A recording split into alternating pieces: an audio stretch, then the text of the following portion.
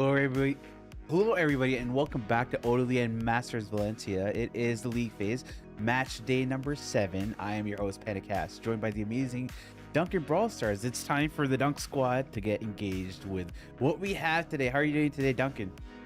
I'm doing fantastic, dude. Can't believe it's already the last day of league play, but here we are on match day 7. We've got a bunch of teams still fighting for that last playoff spot, so the stakes are still pretty high. We've got a bunch of teams that have already secured their spot, but they're still going to be playing for seeding and, of course, for pride as well. That's probably what matters even more than that, but that 4 seed is still anybody's to take. We've got a bunch of great matchups highlighted by that last one, Inner Circle. Or wait, I guess it's not the last one anymore. The second one, though, Heretics versus Inner Circle. That's going to be the one to keep our eyes on today. Those two teams have the clearest path towards that 4 seed right there. But besides that, we've just got 4 great games of Brawl Stars. These guys haven't disappointed us yet, so fired up to get into it, Pin.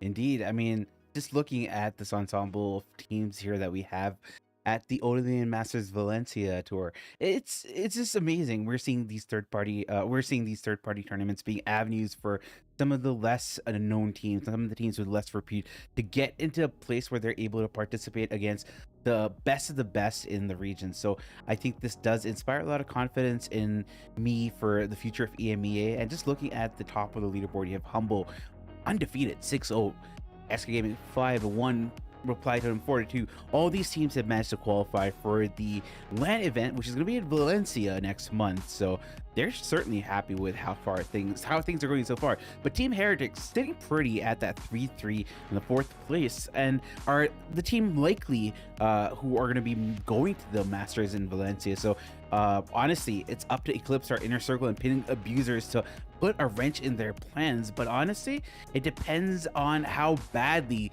or how good Heretics do today. So it's going to come down to that match for me.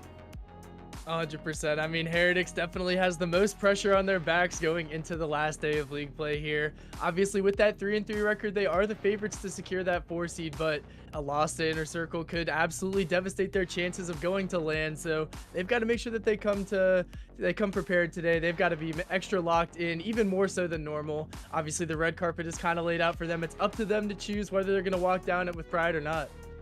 Indeed. And here there are some free gems, so get your phones, use the QR code. You have to be fast. It's first come, first serve, and if you don't get it, you snooze, you lose. So that's how the cookies crumble. But for our first match here, it's going to be Ping Abusers versus Reply Totem. And like I said, all these teams, Reply Totem has already qualified. Ping Abusers might have a path to qualify, right? In order to qualify for the LAN event, I was seeing a tweet by Yank, who was the captain there, and he said that they need to beat Totem 3-0, and they need to also have Inner Circle win their match against Heretics in the 3-1. So that's a huge ask at such a critical point. Plus, it's not really in their hands. They have to basically pray for the downfall of another team, right? But Ping Abusers have shown us that they do have the grit or the determination to make it in the big leagues. And Totem, on the other hand, might be able to get a better seed with a clean sweep today. So that's something they'll be looking at with some degree of hunger, obviously. Yeah, I mean, they definitely, out of our 2 and 4 teams, they have one of the tougher paths to qualify for the LAN, especially being matched up against such a good team such as Totem. But I mean, it's never over till it's over. There's definitely still a path for them to be able to qualify, but they've got to start by taking care of business against one of our best teams in the region, that being Reply Totem, who has kind of emerged as a clear top 3 team in the region. So I'm definitely expecting big things out of Totem. Even though they don't really have a whole lot as far as seeding to play for, they can still try to make a little bit of an impact, let themselves be known that they're right up there with SK and Humble. They are not going to play second/third fiddle to those 2 teams. So expecting them to try to really solidify their spot in that top 3, even though they are already qualified for the LAN. Still a lot to play for here. Exactly, because the LAN, I believe it's going to be a double elimination bracket. So seeding does matter because you're going to go up against harder teams if you're a lower seed, at least in the early stages of a double elimination bracket. But we are going to go into our first draft already. It's going to be Bell's Rock for Ping Abusers versus Reply Totem. The bands are in. They're going to be Kit, RT, Hank, Gray, Jean, and Lumi. The first pick with Angelo. Not surprised to see that Angelo come off first. I feel like when Gray is banned out, Angelo is probably the most common first pick in Knockout that we've seen throughout the the 7 days of league play here. We've got a lot of days to go off of at this point, but Angelo is always a great pick. He's got great range. That Pierce ability gives him so much of an extra ability to confirm some of those kills on any opponent that could be weak. If your teammate just hits a singular shot, you can just queue up that gadget, slime them out through the wall. Definitely a fantastic brawler. His super also offers a lot of versatility for the end game. You can use it to kind of choke out a point, or just to use it on yourself for that extra healing and damage. So I think that Angelo makes a ton of sense. One of our best range brawlers here. There are still other range brawlers such as Piper, such as Mandy, that are still in play, but I think that what we've seen throughout the first 7 days of league play is teams like to switch it up a little bit, maybe mix in a thrower or an aggro there. And I was gonna say, without the Kenji ban, I would not be surprised to see him here. Indeed, there is a Kenji being picked up by Reply Totem here, along with the Gus, who is kind of going to be able to give him that extra shield too. But just one last thing about Kenji, that star power that reduces the damage of the first piece of ammo that he receives is going to be very good into Angelo. It definitely counters out that 4K fully loaded shot from the Angelo. So really like the Kenji even more because of that aspect, Ben. Yeah, for sure. That is going to be something that we have to look at. But honestly, one of the reasons you want to pick the Kenji is a lot of the aggression, but that hypercharge is very impactful. But on the other hand, I haven't seen any team actually manage to get a hypercharge on Kenji after the hypercharge has been introduced, at least in regular play on bounties, so or knockout. So I'm a little bit at a pause for how well the Kenji is going to do here. But Ping abusers go for the Ollie and along with the Rico. So we did see, the iChaos Classic on the Rico yesterday. So maybe, Ping abusers want to get a little bit of that muy caliente of gameplay happening. Yeah, it looks like they're trying to take a page out of that book. We saw Boss as well as iChaos both go pretty crazy on the Rico mid on Bell's Rock, so definitely a tried and true strategy here. Even though it's a little bit outside of the meta, it can still definitely be pretty valuable. Totem's going to finish up their draft with one of the best snipers in the game, though. Obviously a classic brawler, the Piper. She's got fantastic range. She's got a great gadget that can really do numbers on Rico or Angelo. Obviously, the Angelo is likely to be going with the Pierce gadget, may jump due to the Piper curves or the Kenji aggression, but I'm expecting the Angelo to still be rocking with that Pierce gadget, which does increase the effectiveness of the Piper homemade recipe. So I really do like this comp from Reply Totem. Ping Abuser's comp is nothing to shake your head at, but I think as far as the aggro goes, I have to give Kenji a little bit of an advantage over the Ollie, and the Rico is just going to be kind of a really skill-based, kind of an ego pick, I would say, where if you can play really well in that Rico like we saw Chaos and Boss do, it's going to be pretty successful. But we're getting straight into game number 1 of the day, guys. We've got Ping Abusers in blue versus Totem in red, and so far it looks like Maru's pushing up pretty high onto Shanks right here, but overall not too much to speak of as of right now, Panda. Indeed, it's a pretty passive start as expected on a map like Bell's Rock. You honestly want to ensure that you keep all your wits about you, get your utilities, and it's a very slow burn. But now we see Copy going in a little bit aggressively, trying to find the kill on Maru, not able to do so. I feel like Angel Boy might be getting him. He does on the other side, though. Yannick able to find more. He cleans up Angel Boy as well, and he is certainly in his prime, especially with that name change. Yannick went absolutely crazy right there. He looks like he is entering his prime, and it looks like Shanks is going to be trying to help him out too. Maru survives on 8 HP, but stuck in a 1v2. It's not looking great for Totem. Shanks likely going to clean that up pretty easily. That's going to be round number 1 going to Ping Abusers. Super well played by Yannick to clean up those kills there, Pan. Really nicely done, honestly. I think that where they'll keep track of where everybody is at all times is something which you need to do in competitive, but Yannick just does that quite perfectly. Angel Boy quite aggressively, might pay for it, but no, manages to get out. Shanks has his super here ready, gets tagged up a little bit by Mori, but not in a bad spot here just yet.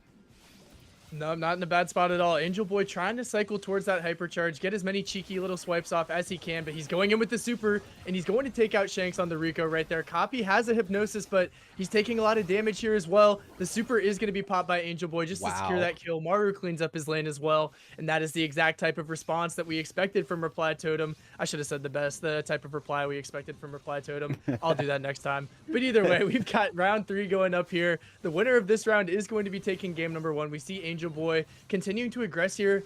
It's something to note, he does have his hypercharge, no super to hand yet, but if he's able to get that super, it could be round over before it even gets going. Indeed, and it's kind of mind-boggling that he already got his super and his hypercharge so early on in the competition, especially on knockout. So kudos to him and his teammates for giving him that opening to really operate the way he should be able to on Kenji. Now he's going to be going in, trying to farm a little bit more. He just needs a few more shots to get his super, and then that hypercharge super, it's just going to pull everybody in like Terra, and that's going to be quite juicy to see. Yeah, we can see Ping abusers know that they don't want to let that happen, though. They're going to be going in here with the Ollie, but he does get the hypercharge popped, and just like that, it's going to be 2 kills for Angel Boy. Probably not enough that Shanks is going to be able to do here, and indeed, that's going to be Totem wrapping up game number 1. It was just kind of a matter of time before that Kenji got the hyper. Once he got that hyper, though, it's GG's for Ping abusers, so they got to make sure that they feed Angel Boy less going into game 2. Yeah, I mean, Angel Boy was just beautiful with it, and he was so lucky. It was divine providence almost when he was able to get that super with the hypercharge. So kudos to him, very well played. But Ping abusers, I think that they do have some way forwards here. They did win the first round, so that's something that they need to keep track of. But Angel Boy shouldn't be allowed to get these cheeky hits, which he is getting on copy right now. Yeah, it's a little bit tough for Copy because he wants to get those hits as well, but Shanks is actually going to get a sneaky kill on the Angel Boy, and it seems like round 1 is going to be favoring Ping abusers once again. Yannick kind of misses that point-blank shot right there, but it shouldn't matter. Mori knows, and he's just going to take the L right there. It's going to be Mario, the last man standing, but he falls to Shanks' angle on the Rico. That's going to be another round 1 win for Ping abusers, but like we saw in the last game, once Angel Boy starts cycling those Kenji supers, it is going to be rough, but no super in hand as of right now, so looking a little bit better for the side of PA. Indeed, big super coming in from Shanks. He doesn't find the connection that he wants in that scenario. Angel Boy going in quite aggressively on copy, finds his super as well, and is happy to go back, relax, get a little bit of his HP back once more before aggressing. But right now, it's a little bit of a detente in the mid. Walls have been broken up a little bit more, making it less effective for Shanks, but he gets wiped by a nice curve from Piper Mori. Just an absolute menace on that Piper. The precision on that curve, you could tell that wasn't an auto aim. He had to aim it through the opponents right there, but Angel Boy is going to be trying to clean up this round with his super. He's going to get a swipe off there, and it's just going to be Copy left in a 1v3, likely going to go to the side of Totem. And once again, we see Ping abusers taking round 1, Totem taking round 2. It all comes down to round 3 right here, but as we saw, Angel Boy did get a super, and indeed, he has his hypercharge super right here. This is definitely looking pretty bad for Ping abusers. They got to make sure that they're able to bait out this Kenji hypercharge, but one of the more impossible hypercharges to dodge, especially if they wait till the end game when the smoke starts kind of cornering them all in. Yeah, I think that is the way forward for Reply Totem. Hypercharge coming in. Shanks goes down on the other side. Copy trying to find the kill into Maru. He's certainly going to be taken out here. And Reply Totem completely dismantling this Ping abuser side. Yannick knows that it is over. Game number 1 is going to go the way of... Sorry, set number 1 is going to go the way of Reply Totem here. Very effective, very in control, and never questioning their abilities. It's always a risk to leave that Kenji open. It seems like a risk that Ping abusers were willing to take this game. Probably won't happen again next game. Even in a mode like Knockout where it is harder to charge up those supers for free, if he gets it eventually, it's just going to be GG's. That's what we saw in game 1. It's what we saw in game 2. You can't allow Angel Boy to get on a brawler with a game-changing super like that. And oh boy, was that hypercharge game-changing. Pretty much the reason that they won both round 3s right there. So well played to Angel Boy and Totem for allowing themselves to get that Kenji hypercharge online. But once you have it, it's kind of just a free win right there. And that's what Ping abusers found out the hard way. Exactly. I was a little scared about how effective the Kenji would be because the proficiency of the Kenji players at competitive is more or less at parity at the highest levels, right?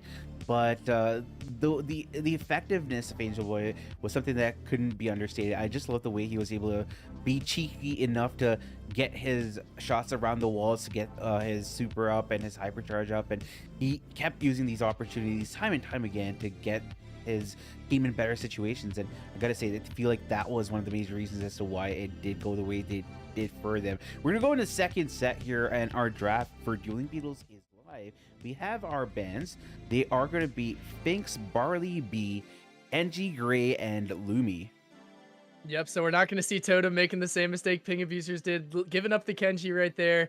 It's going to be banned out of here. We're going to see the first pick come down for Ping abusers. It's going to be a Lu, which used to be a much more common first pick, not as often in this day and age, but I do think it is still a pretty solid brawler. He still gets pretty hard countered by Poco, so that's a brawler that I'd have my eye on if I'm on the side of Reply Totem right here. But Lu, I think, is still pretty solid. Obviously, in any one-zone, hot zone maps, he's going to be able to kind of block off that entirety of that zone. And it's like 10 to 12 seconds that you're not going to be able to step foot on there without getting frozen by the Lu. So I still think it's a pretty solid tank counter. It's a solid zone shutout brawler. But overall, I do still think that he struggles into some of the either hyper aggressive comps or just into like more ranger throwers. So I think there's a lot of different ways that Reply Totem could take this draft. Obviously with the Gray and the Kenji banned out, those are two brawlers that are pretty menacing on the situation. We also saw them employing Finks a couple of times yesterday, Ooh. so they're going to take that out. But as expected, the Poco counter to the Lu is going to go live. In case you guys didn't know, his gadget does kind of reduce any or take away any of the negative abilities, including any slow or slipping that the Lu super would cause for himself and his teammates. So it's going to completely counteract that Lu super. Although Poco isn't the greatest brawler by himself, that utility has definitely catapulted him into a spot in the meta. And then finally, we get the Grip Hypercharge ban. This is going to be my first competitive look at it. Oh boy, I can't wait. Yeah, I mean, I love the Griff Hypercharge. It looks like it's going to be super strong. And once you get the wall breaks as well, just the amount of value that you get with that Griff is going to be crazy. But on the other side, you have the Hank coming out along with the Barry. Barry has kind of fallen off a little bit as of late. Doesn't have as much of the healing potential as some of the other healers do. And as a result, he doesn't have that crown anymore. But I still think he pairs decently well with specifically the Hank on this map in particular. But with the wall breaks on the other side, I'm going to be a little bit worried for ping abusers, just because an open map is not going to be that good for either Hank or even that Barry. Yeah, I think that the Griff is going to kind of feast into this comp right here. He's got comparable range to Lu, but with the cards, he's going to be able to do a ton of damage to him at the peak of his range. The Hank is obviously going to feed the Griff a good amount, so expecting to see a Griff hypercharge, even though it's not the easiest to completely load up, I think that we will probably see one hit the field here, especially considering the Hank is just going to be kind of sitting in that berry cream, trying to heal all the way up. I feel like there's going to be a lot of value to be had from the Griff, and the Dynamite pick I do like as well. I feel like in those thrower 1v1s, Dynamite can really thrive, and Barry's really just not going to have a whole lot in the damage department to be able to win a matchup against the Mike. But we're queuing up into game number 2. We see Copy going down already, but Yannick trades it out with the kill on Angel Boy right here. Mori and Maru are going to be trying to step onto the zone for the time being, but neither team has really established a dominant position as of right now. But Ping Abusers have all 3 members on the zone. They've got a ton of that Berry Ice Cream healing up their entire team. Yannick does get a little over aggressive there and die, but overall the zone is ticking up on the side of Ping Abusers, looking pretty decent for them.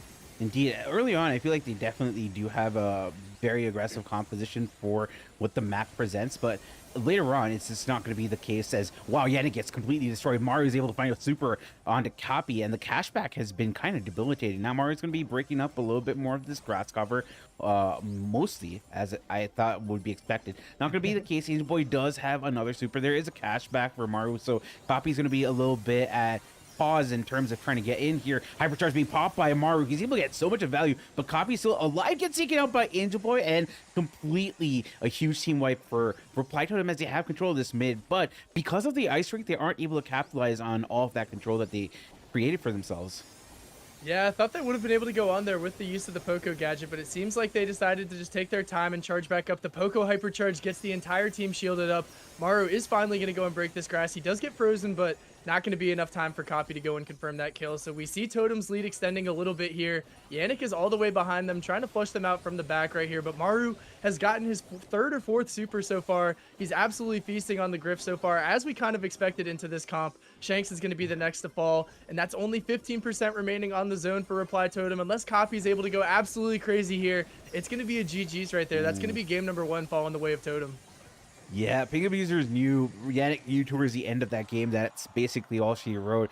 And already with that loss of the set, Ping Abusers, whatever chances that they possibly had, have evaporated right now, so they aren't going to be able to make it to Valencia. But that being said, you know, they could still play a spoil sport. Every set that they take away from Reply Totem, every win that they get in terms of a game is going to be debilitating for Reply Totem when it comes to the seeding. But here we go into game number 2 off the second set. Totem have taken a very early lead. Yep, it looks like Totem is probably going to be trying to secure this win right here, go up 2-0. But either way, it's still a pretty even start. Angel Boy's feasting on that Dynamite, though. It's really hard to play Lu into a Dynamite. I know that from experience, but Angel Boy is taking advantage of the mismatch here. He's absolutely bullying the Hank as well. And nobody is able to step foot past Angel Boy's Dynamite right now. That's his 3rd super of the game already. Absolutely crazy stuff. He picks off another kill on Shanks. And I got to see Angel Boy's KD when this is all said and done. He's already got a hypercharge. Yannick is doing what he can to heal up his fish, but This game is looking kind of over before it even got started. Our first loose super out, but the Poco gadget counters it out. That's going Yeah, to be a 60% lead coming on the zone already. This one's looking kind of over. yeah, it kind of does look chalk for Ping abusers. Kind of feel bad for them, but Angel Boy has just been kind of having the game of his life here. It's just like he's making it seem like it's a completely free Dyna game. I know, I understand that it can feel like that, but it's just that Angel Boy is that adept at playing Dyna and all the world. Just look at him. He's farming them for KD. I think he's doing his quest at this point. I think he is, and I think he's going to complete them in one total game right there. He got his dailies out of the way, and he got Totem a second round win right there. So it's going to be 2-0 Totem above Ping Abusers. If I'm not mistaken, I do believe that Ping Abusers has been officially disqualified from any of the top 4 seeds, even if they were to reverse sweep here. But they're still playing for their pride. They want to prove that they belonged in the top 8 of the EMEA region right here. But well played to Totem. They're taking care of business right now, as we expected. Angel Boy absolutely popped off on that dynamite. They really are gelling together as a pretty awesome team so far. Yeah, I mean, I wouldn't say that they're disqualified. I would say that they aren't going to qualify to make it because disqualify implies that they've done something wrong. So I'm just like confirming to the people here they haven't been disqualified. They just haven't made it yet. But Totem are playing amazingly right now. They're playing the games of their minds right now, and I think that I like the form that Totem is in, and honestly, it just gives me a lot more confidence in their abilities going into the later stages of the tournament when we go into the Masters or in any of the other tournaments too, right?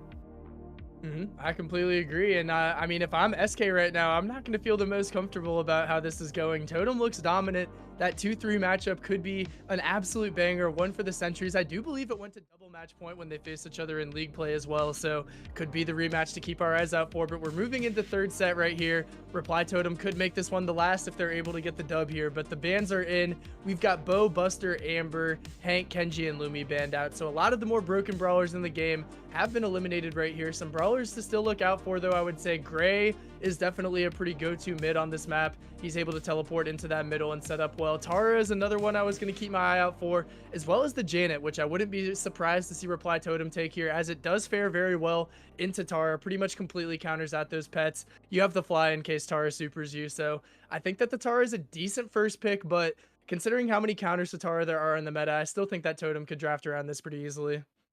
Yeah, for sure. Terra is really strong, but then on the other hand, you do have other brawlers that can satisfy similar niches. But the turnaround potential that Terra can bring in the map is something that does inspire confidence. Reply Totem, on the other hand, could go for a Gray here. I feel like Gray is really strong, and somehow it has escaped a lot of the bans and also the early picks. So wouldn't say it's wrong to go with that, but I guess with the Hank being banned out, maybe you don't want to go for that risk there. And they go for the Nita along with the Janet. I like the Janet on lane. I think that it's easy to figure out where people are, especially with the drop to base. You know in the mid as well that you're going to be found out if you're facing the Janet. On the other side, big abusers are opting for the B and the Ruffs here, Duncan. Huh. What the dog doing? I'm confused by that. I'm confused by the Nita pick. I'm confused by the dog pick. I have seen Nita on this map before. She can be pretty annoying once she gets established in that mid. It's pretty difficult to push into her, and she has such great wall peeking abilities. As far as tank counters go, I do think it's a pretty solid option. The dog is an interesting one. I guess maybe they want it for that wall break to be able to break into the mid a little bit easier, as well as probably giving the B that treat that allows her to increase her base stats right there. Reply Totem's going to finish out the draft with a squeak, which I think does fare very well into Tara, fares very well into the dog. So I think it's a pretty solid last pick right there. Definitely have to play it with a high level of skill, but I expect nothing less from the boys on Reply Totem. I do think that this comp probably favors Totem a little bit, but between the Nita and the dog pick, I'm curious to see which off-meta pick works out better. Yeah, I'm thinking that the dog might work out really good for the team because the team synergy is what matters at the end of the day, right? So breaking up the walls makes it easier for B to operate, honestly. And I think that the Ruffs also does decently well. But considering the way Reply Totem are playing right now, it doesn't really seem that there is a way forward for ping abusers to get in the mid. Once you lose control on a map like this, it's very, very hard to get back in, Duncan. Yeah, 100%. They're going to be waiting on Copy to get that wall break here. I don't really see a way that they can get through Angel Boy and Mari on the squeak and the Nita without that wall break, but Copy finally has it, so they're going to be clearing out a little bit of space, but either way, Angel Boy is still hogging this lane like an absolute demon right now. Yannick's popping all of his utility to try to figure out where he is. They finally do combine for that kill, but is it going to be too little too late? Maru's about to pick up gem number 9 right here, and although he doesn't have a fly, it does still seem like Totem is in a fantastic position. We do see he has that super now. Maru goes for the 10th gem, but he does get pulled by the Tara Gravity. Yannick is able to finish up that kill, but the gem bounces over to Angel Boy. Still, both members of Totem need to survive, but Maru has a hypercharge online now, and he's just going to take to the skies, try to clear out a little bit of space for his team right there. This is looking like it's going to be GG's for Totem. Once again, Ping Abusers have yet to take a single game off of Totem right here. They're looking absolutely dominant. Yeah, it looks like, Ping Abusers are totally out of their elements here and are playing to Reply Totem's game plan and playbook, I guess.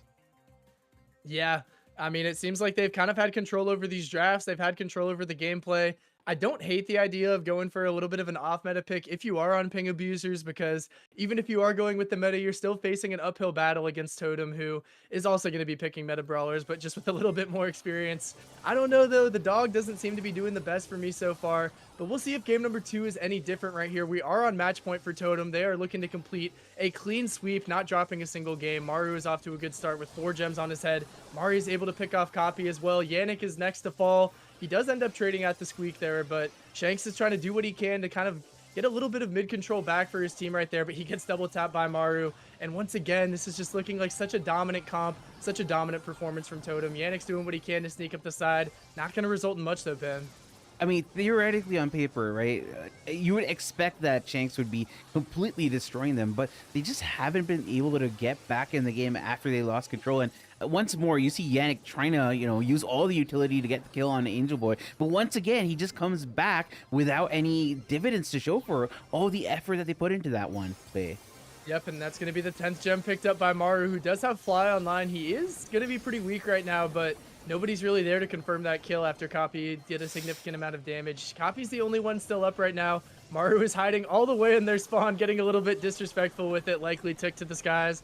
But that's going to wrap it up. That is a clean 3-0 set sweep, 6-0 game sweep for Reply Totem. They did not drop the ball at all today. They looked absolutely dominant, securing themselves that spot in the top 3 right there. But that was just absolutely textbook from Reply Totem. It looks like it was never in doubt. Yeah, Reply Totem, we're just going from strength to strength, and it just felt like Ping Abusers were way out of their depth playing against this team here. But honestly, I think that Reply Totem are going to be happy with how this went, because it was pretty easy. I mean, you don't want to be pressured all that much, and I think that going into the second split, they're going to be a little bit more confident about how things play out. But that doesn't matter. They've made it to Valencia. I think they're going to be thrilled and excited that they've made it to a LAN event this year. Yeah, I would have to agree with that. I mean, I think that they should be confident. They should be excited. I believe that they are locked into a rematch against SK2, who is a team that beat them in a very, very competitive matchup in our one of our earlier days of the league play here. But Totem versus SK should be an absolute banger in the first round of LAN. I'm definitely excited to see these two teams, but I feel like Totem is kind of rounding into shape right here. We've kind of mentioned that they're a team with a lot of potential to be one of the best teams in the world, and they're kind of starting to prove that right now. Looking forward to see what they have to offer. If I'm SK, I got to be a little bit nervous after watching that game. I can't lie. They looked so dominant right there. Indeed, and just talking about how good this is for Reply Totem, just in terms of the seeding, right? They've got a 6-0 sweep right now. That's going to help them with their set win. That's going to help them with their game win percentage as well. But at the end of the day, though, they did lose the head-to-head, I believe, against SK and Humble. So Yep. I don't really think that's going to be changing things. Regardless, though, you should be pretty happy with how the results of today went through. We do have a game of Team Heretics versus the Inner Circle next, but we're going to be coming back after a short 3-minute break for those matches. So we'll see you there.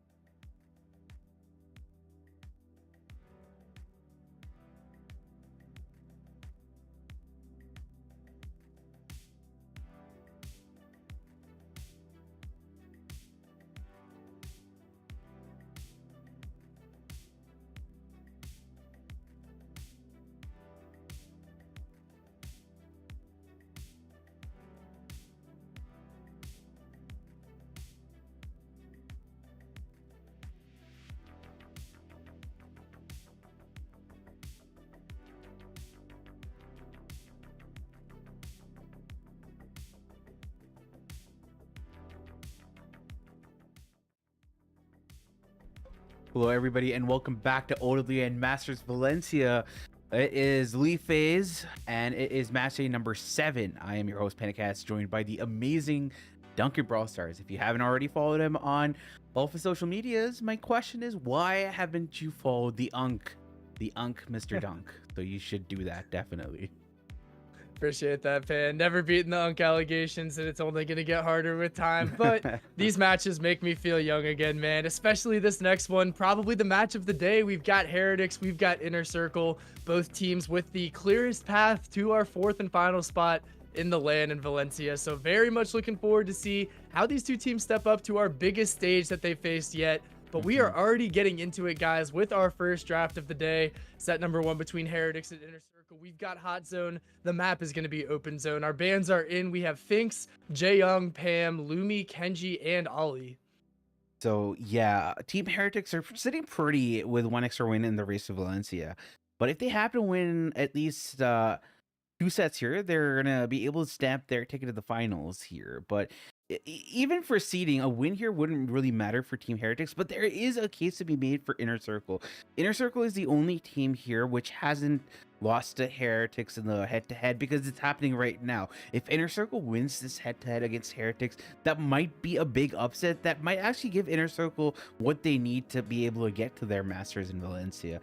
Not 100% sure on the math there, but we'll get confirmation from production and from the admin team after the fact, after all of the 4 matches are done at the end of the match day here. But going back into our draft, we already have the bow being picked up. Gray is available. Amber is also available right now, which is quite surprising. Some other brawlers that we tend to see here, which are banned here, are going to be Finks and Jaeyoung, which is kind of surprising. I don't feel like they warranted those type of bans, but Inner Circle, understanding the Amber is open, are going to go there because obviously Amber is El Fuego and going to be putting everything to fire. And obviously Stu as well adds to that with his Nitro boost. So I like this draft from Inner Circle so far. Yeah, I like the 2-3 there from Inner Circle. I think that Amber is a fantastic option. She can use her super to zone out. She can use it to get damage. And then also she can use it to start charging up that hyper super, which is such a game changer. We saw the amount of double, triple kills that it was able to get yesterday. So really excited to be seeing some of these new hypers in competitive play. Paired up with the Stu, though, this has always been a good Stu map, especially because of those indestructible walls that he's able to put his speed zone turret behind. It can definitely kind of stay up for the entire game, give his team a lot of that extra movement speed that is going to be essential, especially when it comes to disarming bow mines that we're going to see from Team Heretics. So we've seen Bo be a pretty big menace on this map once he's able to start cycling out those mines, because what I said for the Stu totem staying alive behind those indestructible walls is also true for the Bo totem that allows him to charge his supers and hypercharges so much quicker. So I really do like the Bo. I really do like the Stu. Heretics is going to finish out their draft with a Chester and with a Byron. So I guess they are probably expecting a little bit more aggression coming out with this last pick by taking the Chester. They're trying to kind of pre-counter that out. Byron is a fantastic option as well. He outranges everything that Inner Circle's brought to the table. He can help heal up his teammates. And we're going to see Inner Circle's not falling for the trap of taking a tank with the last pick. They're going to stay with the range here. So Chester is going to be a little bit outranged by everybody except for Stu. I don't dislike the Bell pick at all. Should have decent success into Bo and Byron. So not the worst ideas from either teams right here. I feel like these are relatively even comps. I think something to keep an eye out for is if Chester's going to be able to get a hypercharge against this long range comp from Inner Circle. Indeed, and I believe that Team Heretics only need to win this set to qualify for LAN. So this set itself is one which is for all the marbles for them, and Inner Circle want to make sure that they get the 3-0 sweep against them. So it's going to be an electric set, all things considered. I like the fact that there is a range matchup here with the Byron and the Bell, but we're going to go into our first game in the second fixture here between Team Heretics and Inner Circle, and Rama is already going to be taken out, but on the other side, Lana gets marked up as well. Nob is going to go down. He gets a fire off on a roof, but Chaos is going to be healing up his teammate, all nice and healthy, right on the hot zone, giving them that lead of about a juicy 20%. Yep, those Byron heals coming in clutch so far, but Rama's going to be making a push right now, sliming up onto Rut, but Chaos is providing some invaluable assistance right there, able to get the kill and keep his teammate alive. Lanon cleans up his lane on the left side too, so we're going to see this Team Heretics lead get extended a little bit further. Nob is going to be trying to make that push back here. The first set of bow mines are out, but should be pretty easy for Rama to deal with. Mebius is going to be trying to get his taps on. Maybe going to go for a mark on Rupp soon. Ooh. Nob uses his speed to move up, but Lenan once again survives. He pops a heal as well, so definitely good timing with the Chester Super there. Rama's getting as wiggly as he can here, but he's just not able to take down Rupp with the help of Chaos's heal. Indeed, and Rupp has been synergizing well with Lana. Whenever Lana does take a little bit of damage, you see Rupp picking up the slap and trying to address the lanes on the other side. There are some bull mines here, but I feel like with Rama's Nitro Boost, he can basically ensure that they're all cleared up. And big hypercharge being popped by Nob, able to find one kill. He's able to find another onto Roop, and now Ikeos is the only one alive on his side. He gets taken out by Nob with a complete team wipe. Inner Circle of Dominance are going to be able to claw back here. They have a disparity, though. They are down by about 40% here, Duncan. Yeah, that was a great play from Nob to even give them a chance right here, but they have to stand steady on the zone, and it looks like they in fact are with the help of Mevius's hypercharge and Rama's main attacks kind of cleaning up here. Lenon's going to have to fall back, but he does indeed have a hyper. He's somehow juking all of his teammates' heals, but he's running in with the hypercharge here, kind of waiting to see who he's going to throw it on right there. He lobs it onto Rama on the stew, and they're only going to need 10% more to be able to secure this game. Lenon does come out on top of that interaction. He's finally getting some heals from Chaos, and with 5%, it looks like Heretics, after almost fumbling the game, is going to be able to close it out there. Well played by Inner Circle to make that close after getting off to a horrible start, but either way, Heretics is going to be able to put the finishing touches on game number 1. They've got a solid lead here. Yeah, that was beautiful from Team Heretics. You did have moments of brilliance from Inner Circle, especially that team wipe from Nob early on, but Inner Circle weren't able to execute the way they wanted it to be done. We're gonna go into game number 2, and Heretics just one game away from taking the set win, and that's gonna give them a path forward to getting to the finals at Valencia. So this one is definitely for all the marbles, and they already take out Rama. That's huge. Yeah, Rama's definitely struggling a little bit with his lack of range that he has into this comp right here, but Mebius is going to clean up for his teammate right there. Well played by him to pinch out from the side lane right now. Rama does make his way back into the zone right here, trying to juke out of these Chester shots from Lenan, who is going to go down. Got a little bit over aggressive right there, and now he got caught in a bad spot. Rupp gets his first set of mines onto the field. We see the zone is pretty even right now, but Nob is absolutely cooking on the Amber right here, able to secure another kill as well. All 3 members of Inner Circle still remain up. Rama's going to be trying to get as much of the zone time as possible, but with his lack of range, he is going to have to go back. He gets another speed zone turret up, but he's left in a 1v2 for the time being. Indeed, and it's not an easy one. You two Rupp finding the kill there. It's gonna be healed up to parity by Ikeos. This time though, Inner Circle had a very good start, so they are already in an advantageous position against their opponents here, Team Heretics. And Lana still on the point here. He's gonna be pretty low. Does get juked out by Rama and is trying to find some kills here, but Roop able to pick up the slack, gets a kill on Rama, and now once more Heretics are on the point and have managed to catch up. That was some crazy movement from Lenan to be able to survive that with the amount of HP he did. Well played, but Mebius is going to be marking up Rupp with that hypercharge super, getting a good amount of damage. They're going to have to fall off the zone for a short amount of time, but Rama stepping up, barely able to juke out of that bow shot, but he does eventually go down, as well as Nob. Rupp is on a tear right now with his 7th mine onto the field, and that's going to be very difficult for Inner Circle to push through at this point. Mebius and Rama are both kind of trapped right here. Rama oversteps, gets hit by the bow mine, still able to survive, but Mebius hits a different bow mine.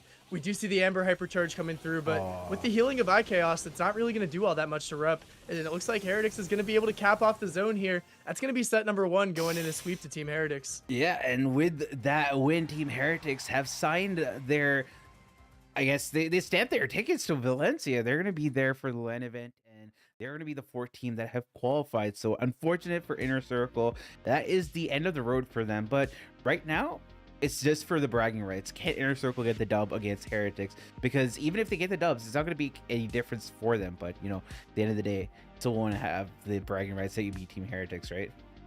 I guess so. It's unfortunate that we're not going to get to see it come down to the very, very end of it. But either way, I think that there's still a lot to play for here. Heretics wants to prove that they do belong in that top 4 solidly. They don't want to sneak in. They want to kind of stamp their entrance into the LAN with confidence right there. So that's what they're playing for. Inner Circle, obviously a very confident team as well. They don't want to lose to Heretics under any circumstance. So expecting these next couple of sets to still be bangers right there, but got to give congratulations where it's due. Heretics has definitely earned their spot in the top 4 right there, but we're getting into set number 2, which is going to be on Hard Rock Mine. We have the bans coming in. Heretics banning out 3 tanks, being Jackie, Buster, and Hank. Inner Circle is going to ban out the Gray, Kenji, and Lumi. So some pretty standard bans on this map. maybe a little bit out of the box as far as the Heretics bans here, but they do go with the Lily first pick. So it seems like they wanted to get some of those higher HP brawlers that do better into Lily out of the way Hmm. so that they can just go on a tear with this brawler. The best assassin right now, I guess Kenji's the best assassin, the second best assassin right now with that new hypercharge. She can just be such a menace, and she can just make a play on the gem carrier and change the course of a game just like that.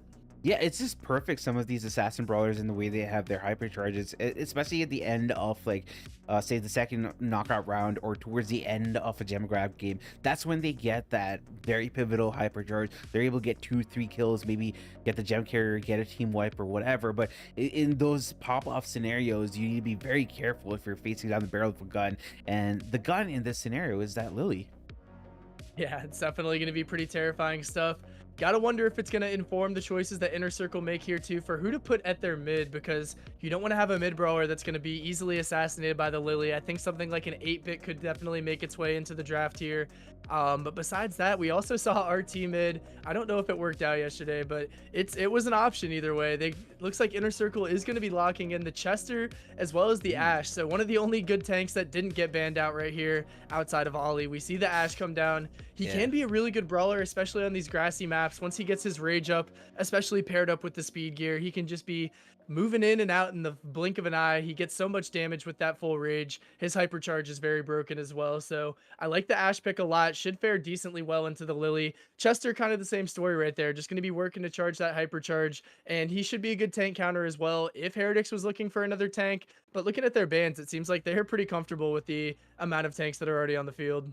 Yeah, and I like these picks by Inner Circle, right? It ensures that the Lily can't be as impactful because obviously if you're Lily supering into a Chester, it's going to be a death sentence. But similar to going into an Ashe as well. So I like this draft already from Inner Circle. And IKS Rico is coming out. Dude, I love that. I love seeing IKS Rico in any map which is conducive for Rico. Love to see IKS just doubling down on his prowess on that brawler there. So we're gonna get the IKS bouncy boy and also the bow. So all these mines coming out, but Jay Young, the best support right now, is gonna be there just beefing up his team, especially that Ashe. The Ashe.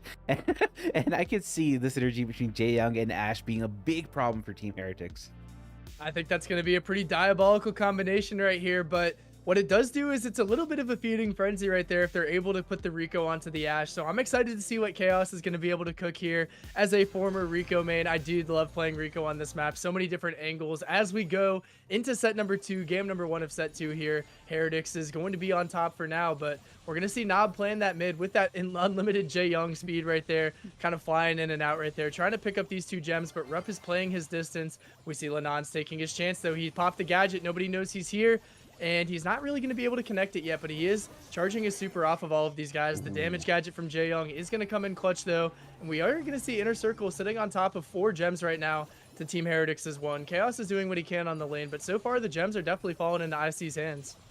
Yeah, and I like the way Nob has been playing Jay Young. He's been using his range and just the grass to be very sneaky against Rup, and the speed which Nob has allows him to just walk in, walk out, get all the speed that he needs, and just look at it. It's a 6-2 gem line.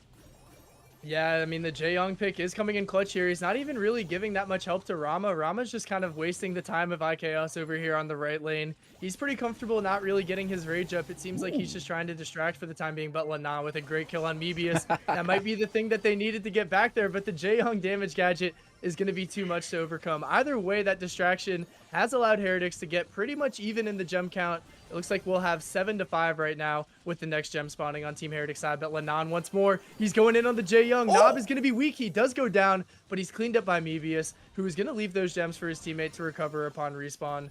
Rupp is looking for this 7th gem, but doesn't want to die to Mebius's Chester. No way of knowing what super he's got loaded up here. It is going to be the bomb, and he's going to be able to farm a pretty easy kill on Lana there. And that's going to be 9 gems in Inner Circle's hand. Only 1 more needed.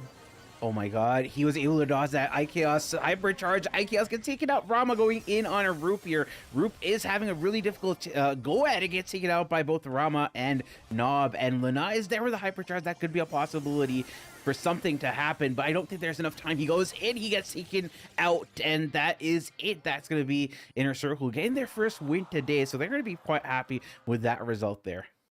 Yeah, very well played. I mean, they did get a couple of scares with the Lily supering in on their gem carrier, but they were able to clean it up. Mebius did a good job protecting the gems and protecting his Jae Young on the gems. So very well played to Inner Circle right there. It seems like the Lily first pick is a little bit, it's kind of a little bit Hmm. out there, but we've seen it work out in the past. So still holding that hope that Lanon's going to be able to cook a little harder this game. We do see a lane switch this time.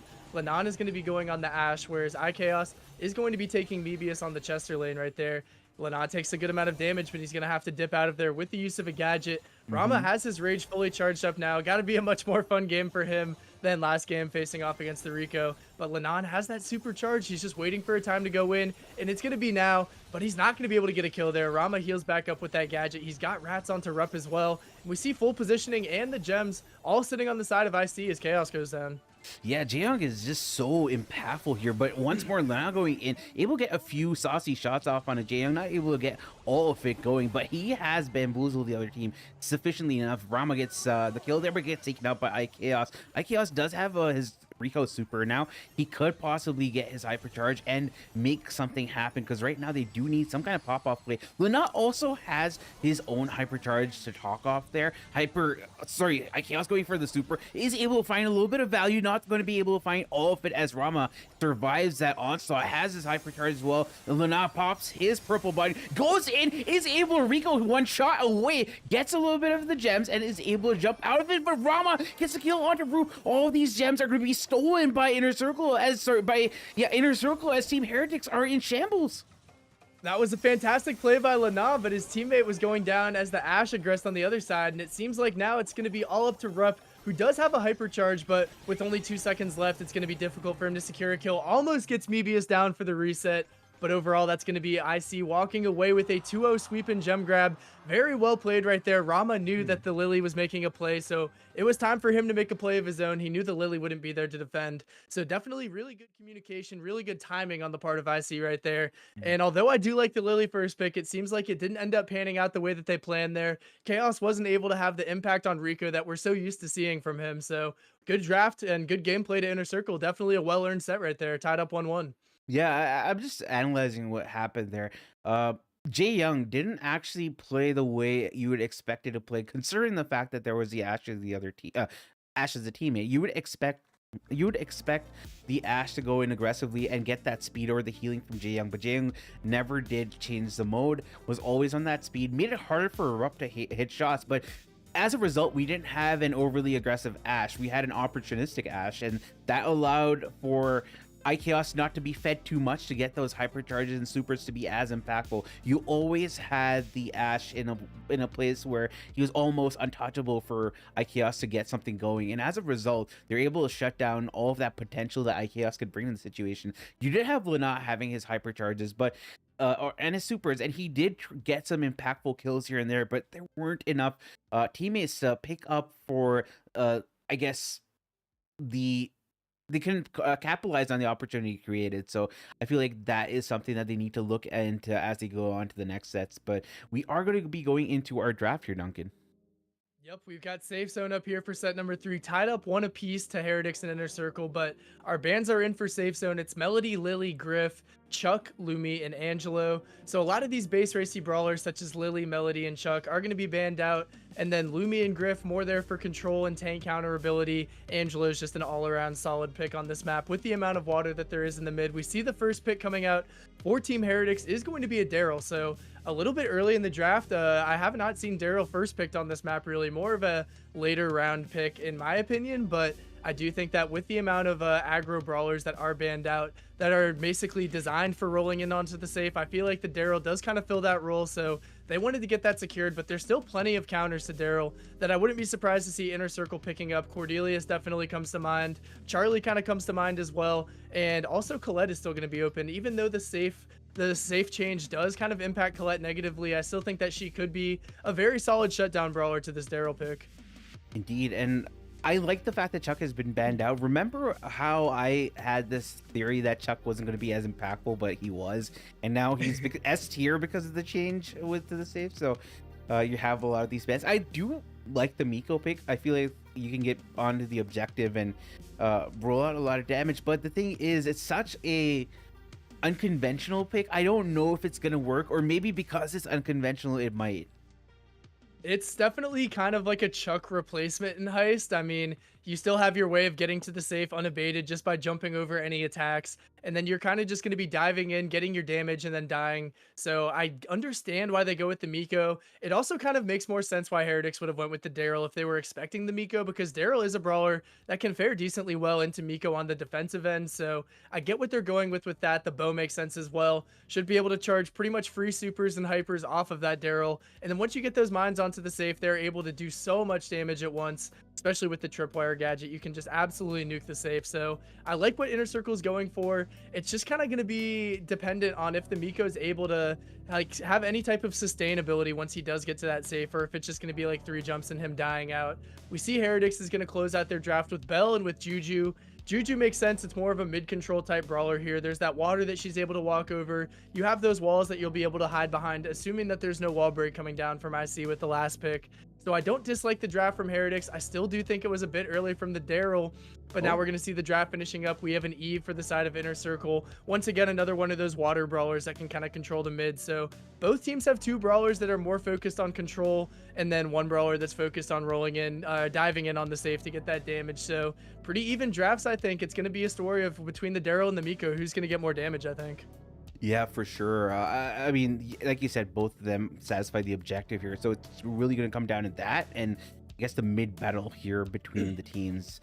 I feel like Juju is really good, but the sneak potential from Juju's gadget is what's going to allow her to destroy people like Eve or maybe the bow. We're going to go into game number 1 off this third step between Team Heretics and Inner Circle. It is tied at 1 apiece, and woo, already we see a lot of damage coming in from Rama. He's able to get 11% off on that Team Heretics safe, and he's going to keep doing that repeatedly time and time again, and you're going to be seeing him be a nuisance. If he doesn't get on the objective, he's going to try to get a kill onto a thrower, and that might be able to give him a little bit of value in terms of getting his super. Yeah, Rama's been on a one-track mind so far, though, just absolutely diving straight into the safe, but they've already popped that first safe tier, so looks like the Miko strategy is working out decently well. Mebius does have some pets up here for the defense on iChaos, and it seems like the Daryl it has a little bit of a more difficult time getting up to the safe than the Monkey does. I mean, we see Rama has just been continually walking straight down that right side, jumping straight over that wall, getting straight onto the safe, but somehow it's resulting in over 50% so far.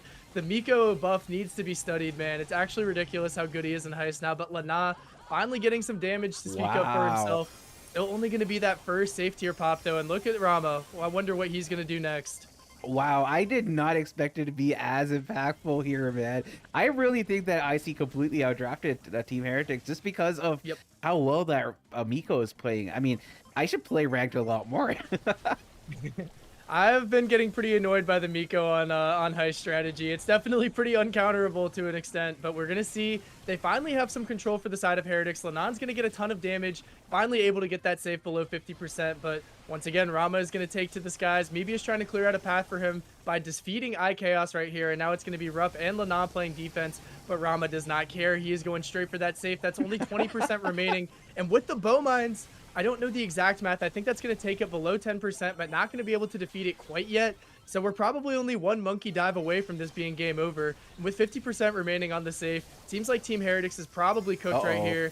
That's going to be a mine popped. And if there's a tripwire, I think that's GG's. Ooh, we're seeing Team Heretics trying to double down right now. They have a good position. Oh, Miss Super coming in from Rupp. And with all of these E-spawns and hash leagues, it's looking really up for the side of Inner Circle. Team Heretics and Inner Circle are trying to make something known. Oh, 3%, 3%. It just might be a tie. Rupp has to hold the line. He has to be defensive. It's not going to be possible. Oh, that gadget from Rama is what allows Inner Circle to get that dub. That was crazy. It went down to the wire. I didn't expect it to be as close as it was. I didn't either. It seems like Nob is not rocking with the tripwire gadget, and that may have came back to bite them there without being able to finish that last mine on the safe. But either way, it was really well played by Heretics to not get down early as we go into game number 2. But it looked like they were kind of cooked, and they just held their line. They waited for that last push, and they were almost able to steal a win right there. So definitely expecting a little bit more of the same here from Rama. It looks like Lanan's going to be shadowing that lane, trying to keep him off of the safe, even if it costs him his life right there. They do clean up pretty quickly. Only 1 jump to speak of right there. So now we see Heretics taking back mid control. Lanan has his roll ready to go, and he's going to blast in right now. Should be able to get that gadget off onto the safe. Gonna be a decent amount of damage, but Rama does survive that. He's gonna be waiting to get that damage gear monkey onto the safe again.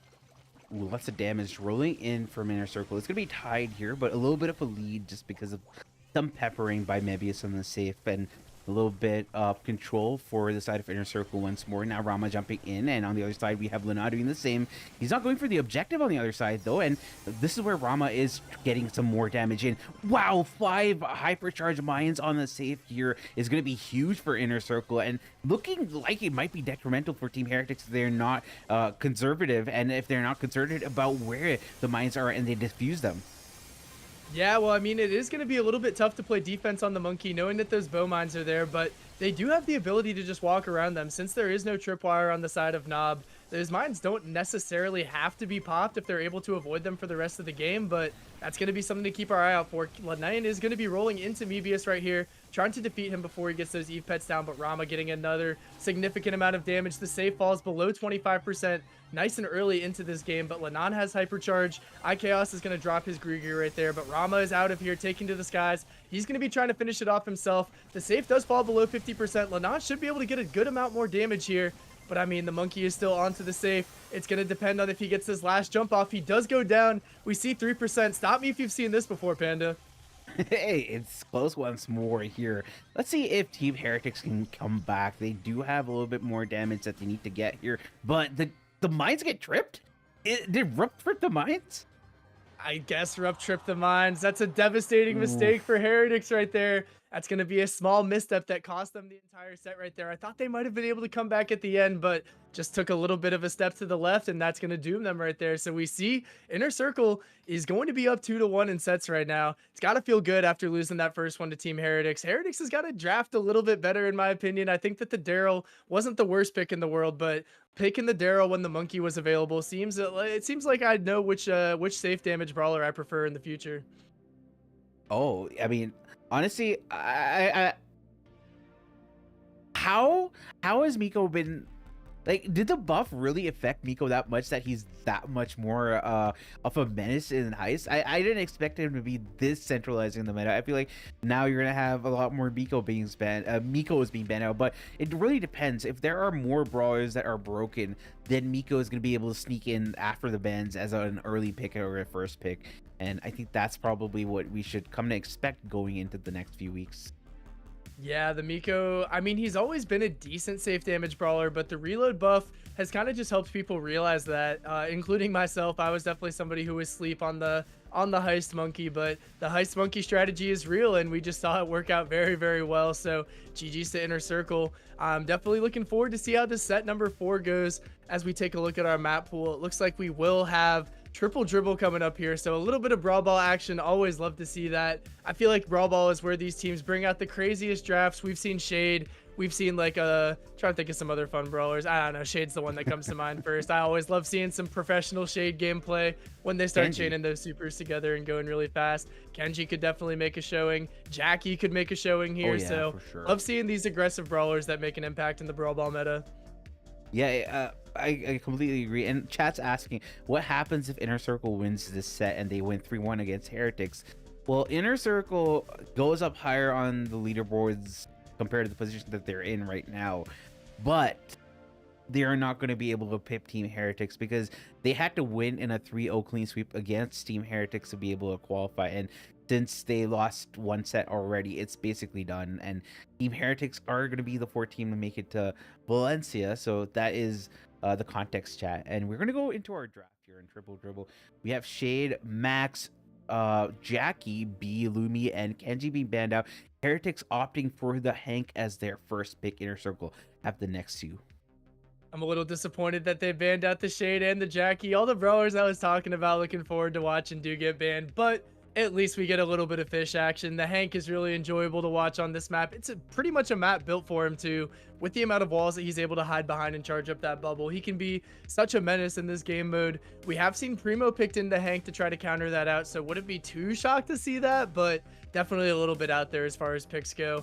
I like the Hank first pick. It's definitely not something that is gracing my screen right now. Is that a Fang that I see with my own 2 eyes right here? I am shocked. I am borderline appalled right there. I mean, I guess I don't really know if that's the math right there. I think that Fang is a brawler who's not really been in any meta, but if any, it would be the knockout or bounty meta. So a little bit shocked to see him pop up in Brawl Ball right here, paired up with a Jay Young. I mean, I like the Jay Young pick, but I'm definitely scratching my head at this Fang. Yeah, I already don't like it because, like, if you how do you pick a Fang into a Hank? Like, I don't see the vision, I don't see the strategy. But the thing about Inner Circle is I let Rama cook. I let Inner Circle cook with their drafts because sometimes they have these brilliant drafts which I may not understand, but a lot of other people might. And at the end of the day, if the team is comfortable with what they're drafting, that's what matters, right?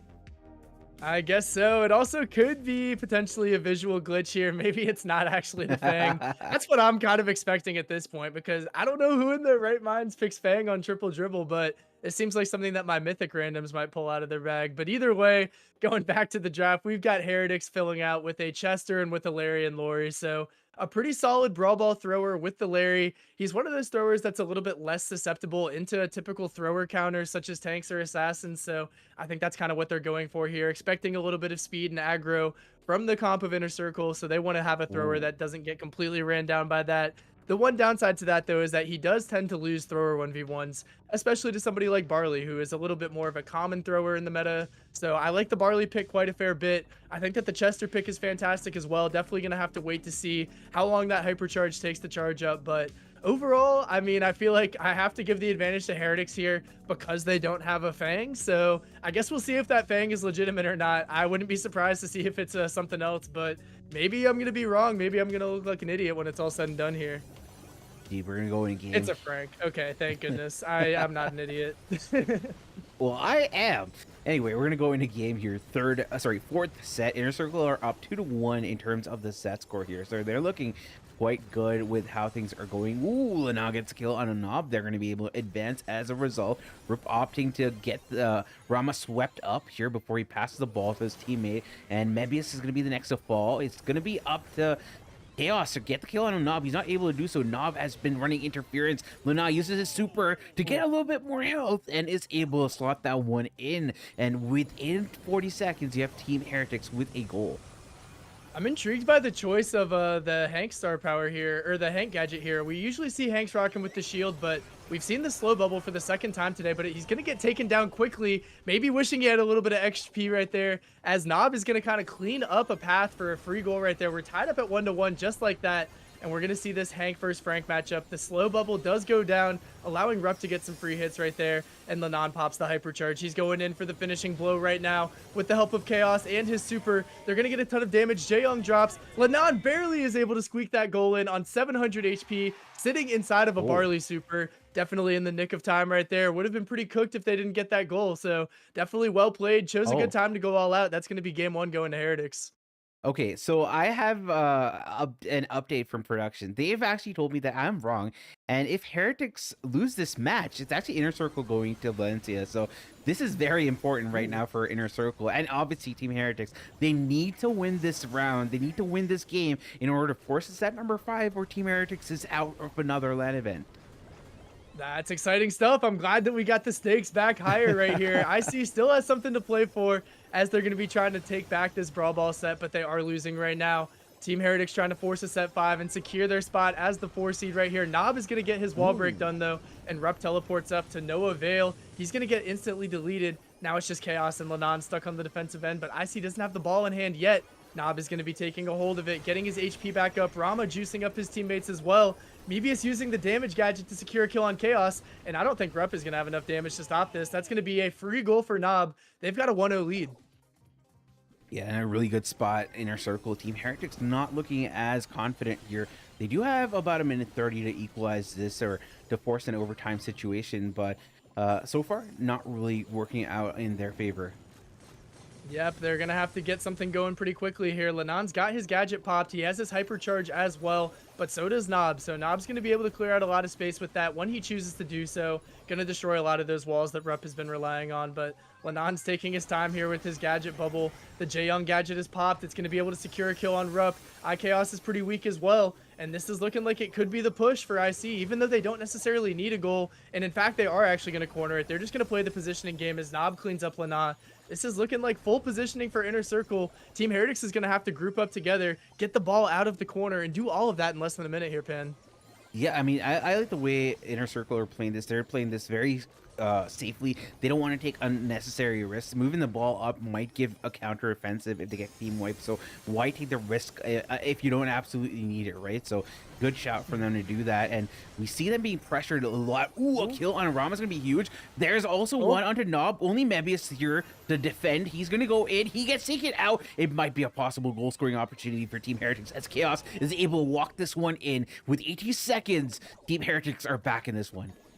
That was methodical. They did a great job pushing up. They didn't rush it too hard, even though the time was getting low, but we are tied up 1-1, likely going into OT here with 5 seconds left on the clock.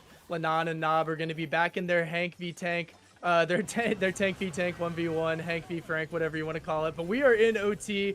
Both teams are going to be using their utility right here. The J Young speed is coming in clutch, and Lanan is not going to be able to connect with that bubble. Nob is taking the ball around for a Sunday stroll right here, but Chaos finally gets that hypercharge, gonna get a double connection right there, kills Rama, and might be able to kill Nob right here too. Ooh. Not yet though, he does get connected onto the pole, so Nob with a fantastic, stellar job on defense to keep his team alive to see another day. They're gonna be on the offensive now. Yeah, that was a little bit unfortunate. Once more, we see a member from Team Heretics over-aggressing and overstaying their welcome. Gets taken out, and that's looking really bad. It was what, Chaos and Lana? That's not that great for them. 19 seconds left. Inner Circle decide to corner the ball. I feel like they don't want to take the risk unless necessary, and I think that's probably a good decision. Once more, Chaos going in. He has his hypercharge, connects it on the Frank. There is a kill onto Frank. 7 seconds left. Lana trying to go for something happening, but it's not going to be the case as they're just going to go play another game. They are playing for the tie. That was an intense end to the game, but unfortunately the ball was nowhere to be found. So realistically, never going to get a goal out of that. But overall, a tie game, a little bit crazy to see here. Heretics has got to be feeling thankful for that, though, considering they were on the back foot for a majority of that. But getting into game number 3 here, we still have Heretics with a 1-0 set lead. So they're going to be trying to take care of business a little bit earlier this time, but not a good start for Lanan, who gets pulled in by Nob. The wall break comes down, so it's going to be Roop falling back behind the walls that still remain right here. Rama's doing a good job of zoning. Mebius versus Chaos on this right lane has been more or less a stalemate so far. We see Chaos trying to cycle back over to his favorable matchup onto Nob, though. Lanan kind of just has his full bubble going around. He's going to get straight onto Nob. No time to get that super off, though. And although Heretics do look like they have control of the field right now, probably not going to be able to score without their tank. Indeed, Frank has been such a big menace for a thorn on Team Heretics side. Every time they try to move up to the wall here, he has the super, breaks open the wall, also get the stuns and allows his team to get some kills here. And obviously, it helps if Team Heretics are a little bit high up in their committing aspect, where they go up and they get pulled for no reason by the Frank. So all things considered, Inner Circle doing a really splendid job of just maintaining their positioning and control. Yep, the ball is not in the safest of positions, though. Obviously, Rama is going to be supering that to try to secure the defense here, but it's not going to go the best. Nob's going to go down, and now it's just Mebius on defense. Does he have the damage to take down Rupp? He does not. 300 HP. He had a will and a way, and he was barely able to squeak the ball right through there. So huge, massive goal for the side of Team Heretics. The hypercharge from iChaos coming down too should be able to be enough to defeat Nob, and indeed it is. It's going to be a 3v2 as they move up with the help of their Lori as well. So looking like a 4v2, but Mebius able to clean that up. Barely able to survive for the time being. Rupp is able to get that kill. Nob coming back with super, but with less than a minute on the clock, we're going to need to see Inner Circle break out of the spawn trap and get a goal. Not much time remaining. Yeah, this is a really good position for Team Heretics to be a nice gadget, but a pull coming in from Nob. He goes for the stun onto Lana, not able to do it, opens up the walls for his team, and now iChaos just finishing it off, and that's going to be a goal to cap it off, to force us to set number 5. Both these teams have got 2 sets each, and it's coming down to the wire. I can't wait to see who wins this one. So, Pin, if I'm correct, the winner of set number 5 is going to be our 4 seed. Is that correct? Yeah, that's what production told me. Yeah.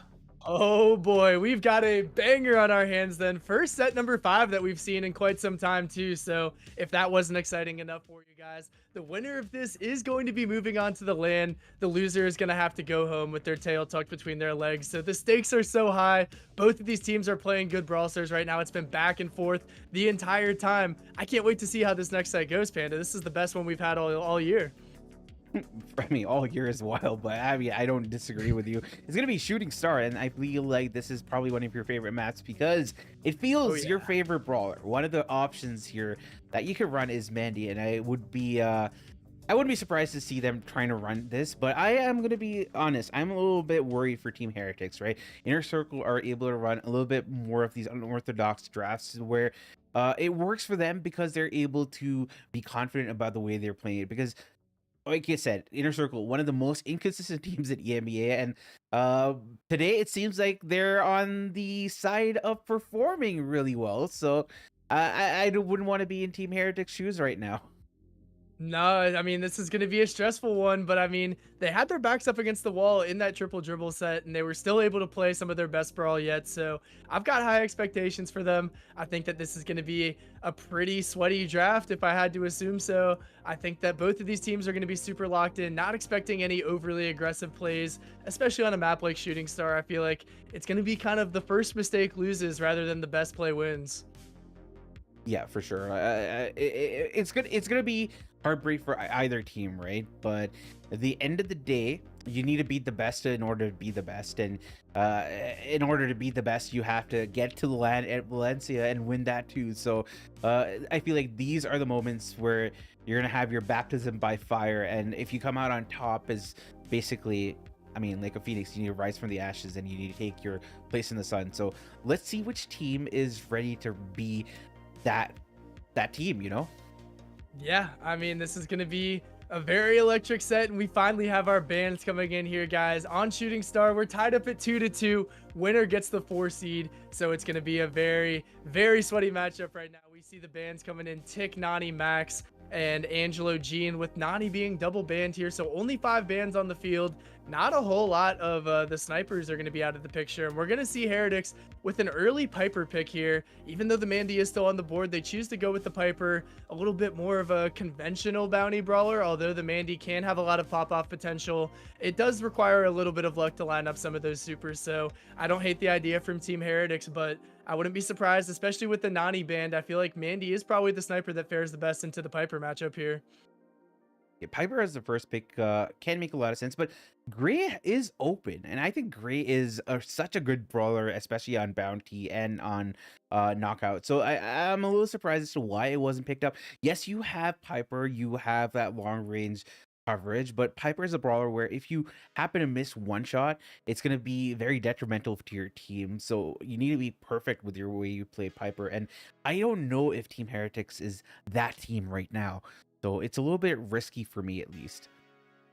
Yeah, I mean, I think that there also could be a little bit more aggression coming in the rest of this draft. We do see shades of that with the Gray pick coming in from IC. Obviously not the most aggro brawler, but eventually will have that teleport, assuming he's able to get 4 shots throughout the beginning of the game. So definitely something that a brawler like Piper is going to have to be cautious of. She can be cleaned up quite easily by a Gray TP to be able to confirm that kill. The RT also coming down from IC. Another solid ranged brawler that does have the ability to kind of fend off any aggro. So seems like a pretty safe pick, not trying to get too excited in either direction or the other. They don't want to go aggro themselves, but they want to stave off the aggro from Team Heretics. So I think that's kind of what the thought process is with the RT pick. And then the Gray pick, obviously, if they want to make that last final push, having a Gray TP in your hands, especially with the combination of that walking cane, can definitely make some game-changing plays, some game-winning plays. I like the draft from IC. Got to see what Heretics adds to here. Not really expecting them to take a Mandy alongside the Piper. I feel like that's kind of 2 sides of the same coin right there. So maybe they're going to take a thrower, but I mean, with the tick out of the way, it seems like taking a thrower into the Gray could be a pretty big risk. Not really too sure what they're going to go with here, but there's not a whole lot of bounty staples that are still on the map with Nani, Angelo, Jean all out of the picture. Indeed. Wow, I'm stuttering. I like the Gray. I just think that I don't in this meta right now, Gray just has so much of value, especially with the number of hooks you can get here, right? But we have the rest of our picks. Ooh, We get your Mandy. We also get let's Lumi and go. Ollie on the other side. So Heretics have a lot of different game-changing abilities on their side, but Inner Circle have their own slew of abilities here. So utility versus utility battle for sure.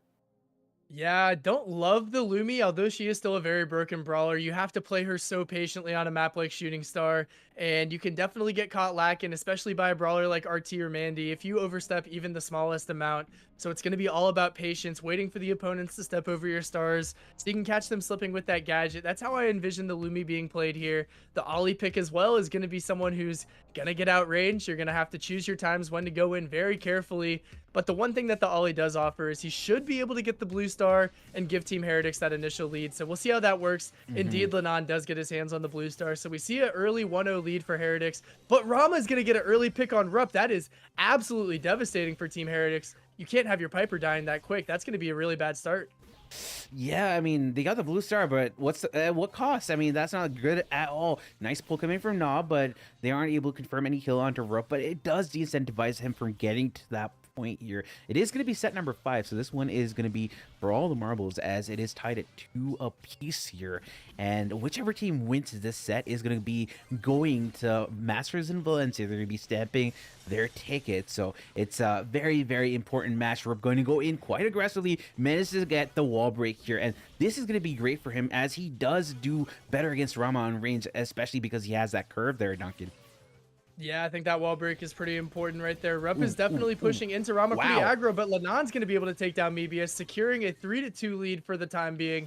Gets out of there with the jump as well, and the Mandy super barely juked out of by Lenon right there. That could have been devastating if Mebius was able to connect, but he's going to have to start from scratch. 4 full shots away from getting that Mandy super back charged. Rupp hits a good tap as well. He's already got hypercharge online, but we see Inner Circle making a pretty aggressive push right here. Rupp is going to break those walls up there, so there's nowhere to hide for Rama. He's just going to have to juke with his RT self, but the slow comes out from iChaos. It's going to be difficult to push in here, especially for Mebius, knowing that he's got the matchup with Lenon. Going to be pretty hard for him to absolutely blast through there. Nob TP's in. He does get the kill on Rupp, but he gets stunned out by iChaos. Everyone's trading each other out. Lenon gets out of that situation, but Heretics with the lead right now. Oh, no! And somehow still with the lead after another trade right there. Rama needs to pick off a kill right here in the waning seconds of the game, but it's not going to be enough. That's going to be Heretics winning the first game, 12 stars to 7. Lots of trades going down at the end there. Could have been anyone's game, but Heretics held the back line steady.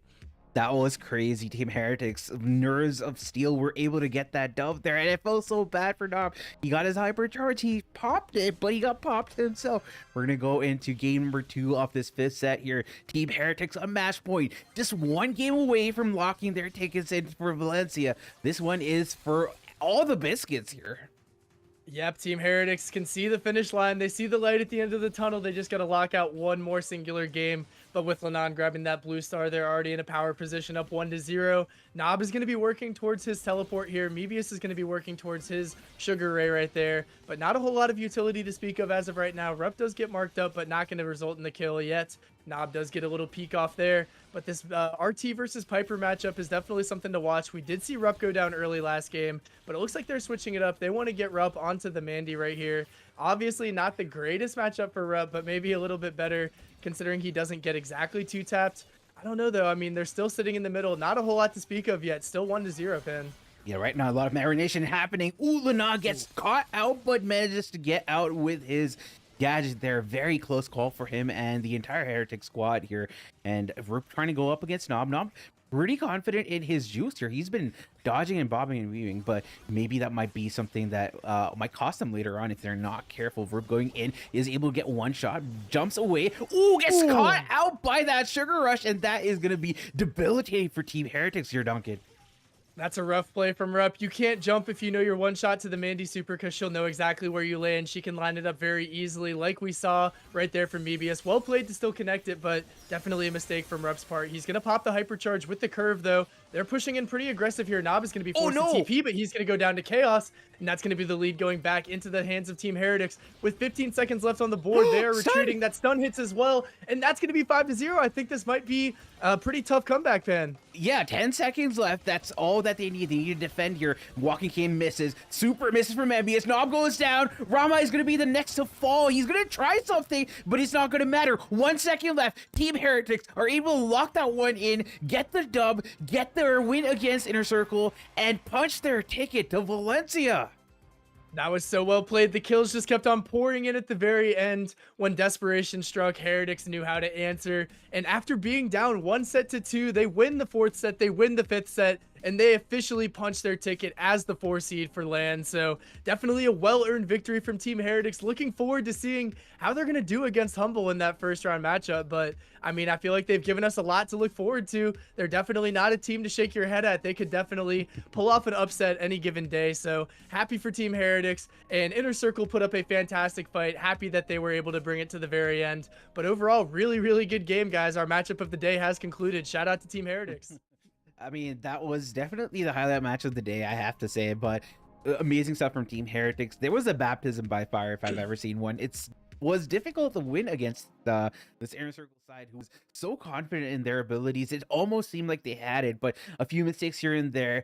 Good cheeky plays from iChaos to destroy the competition, along with that one stun, which was so long range, allowed Rip to get those kills. And just like that, Inner Circle were destroyed by Team Heretics. Yeah, that was definitely a pretty well played ending to the game. I feel like they were definitely under a lot of pressure and they could have folded, but they kept on getting those picks off as Inner Circle was trying to aggress for that final kill. So very good job by Heretics, staying cool and composed under the pressure right there. Obviously, with the spot in the LAN on the line, they had to make sure that they locked in, and indeed they did. I wasn't too sure about the comp, but they did very well. But guys, that's going to wrap it up for that game. That's going to secure our 4th seed. And before we get into our last match of the day, we are going to take a quick 2 to 3 minute break. So we'll be right back after that.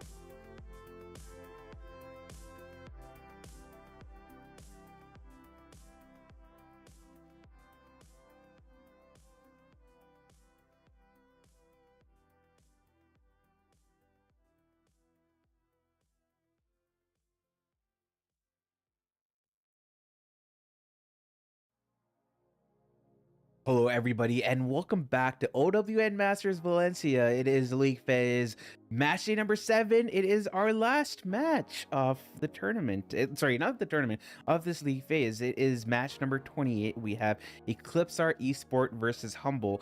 The previous run, Reverso Gaming versus SK Gaming. Reverso did forfeit, so SK get a 3-0 to their name. They're going to be tallied up there.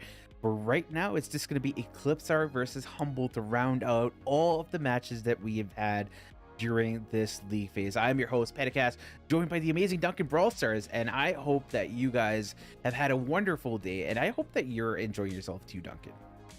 Thank you, man. Of course I'm enjoying myself. How could I not after that absolute banger between Inner Circle and Heretics? But we've still got one more game, and although it does have no implication on who's qualifying for the LAN or for the seeding, I still want to see if Humble's able to pull off the 7-0. I feel like they are definitely expected to at this point, but I mean, Eclipsar is going to be doing everything they can to prevent that from happening. So, I mean, Humble's just going to, even though they already have the 1 seed secured, I feel like it does send a message to their competition. If they're able to win every single game of League Phase, it's definitely going to be a little bit scary to face off against them. So, Humble still got something to play for. Eclipsar still wants to prove that they maybe could have qualified for those top 4 spots. Obviously, things didn't fall their way that they needed today, but still a great team. Still expect a lot out of this matchup. So, looking forward to getting into it.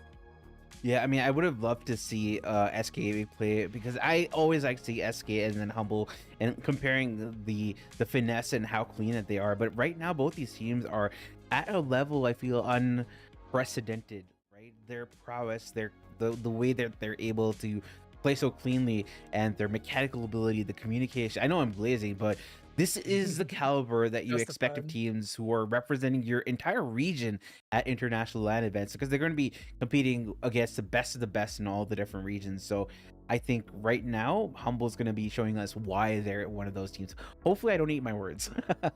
Yeah, no, I wouldn't expect it. I mean, they've been challenged throughout this tournament. I mean, they had a good game against Totem, they had a good game against SK, but they've definitely been incredibly dominant. I believe Heretics took them to 5 sets as well, so it hasn't been like complete domination. Obviously, SK and Humble kind of have been at the top of this region for the entire year of esports that we've engaged in so far. So those are the 2 teams to look out for. They don't want to fall down, even though they have the head-to-head tiebreaker over SK. They don't want to have the same record as SK. They want to be the de facto 1 seed in a league of their own. So still a lot to play for. Hoping that they'll definitely still be trying today. I mean, we'll see if they get a little bit goofy with some of these drafts. I wouldn't be mad if they pull out some off-meta picks, but looking forward to our last game. Hopefully we get to finish out our last day of league play with a banger. Yeah, indeed. And like Humble haven't lost a single tournament match in this tournament. They've won the other third-party tournament, which was there for this region. And as we're heading towards the Brawl Cup, it seems both these teams are looking quite good. But Eclipsar, jarringly enough, they haven't had a great run the past 2 months, right? Even if they net a win here, they're already out. So since they lost already all the key matchups, and Humble, they've already secured their top spot. They've not lost a single match, and they're the 1st seed. So this one is just more of a Humble flex, I would say. We're gonna go into our draft. It's gonna be last stop, and the first pick is the Lily here with the bad speed, Jay Young, Kenji, Lumi, Crow, Hera, and the Buster, Duncan.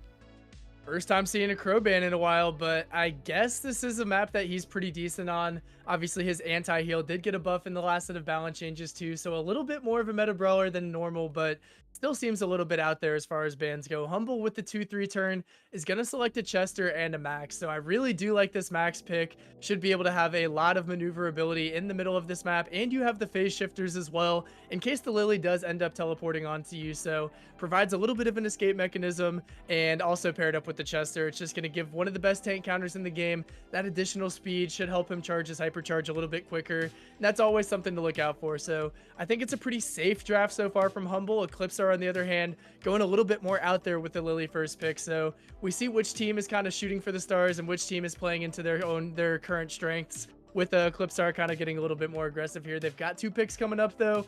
Gonna have to try to find an answer for this Max and Chester, and should have the picks coming in here soon, Pen.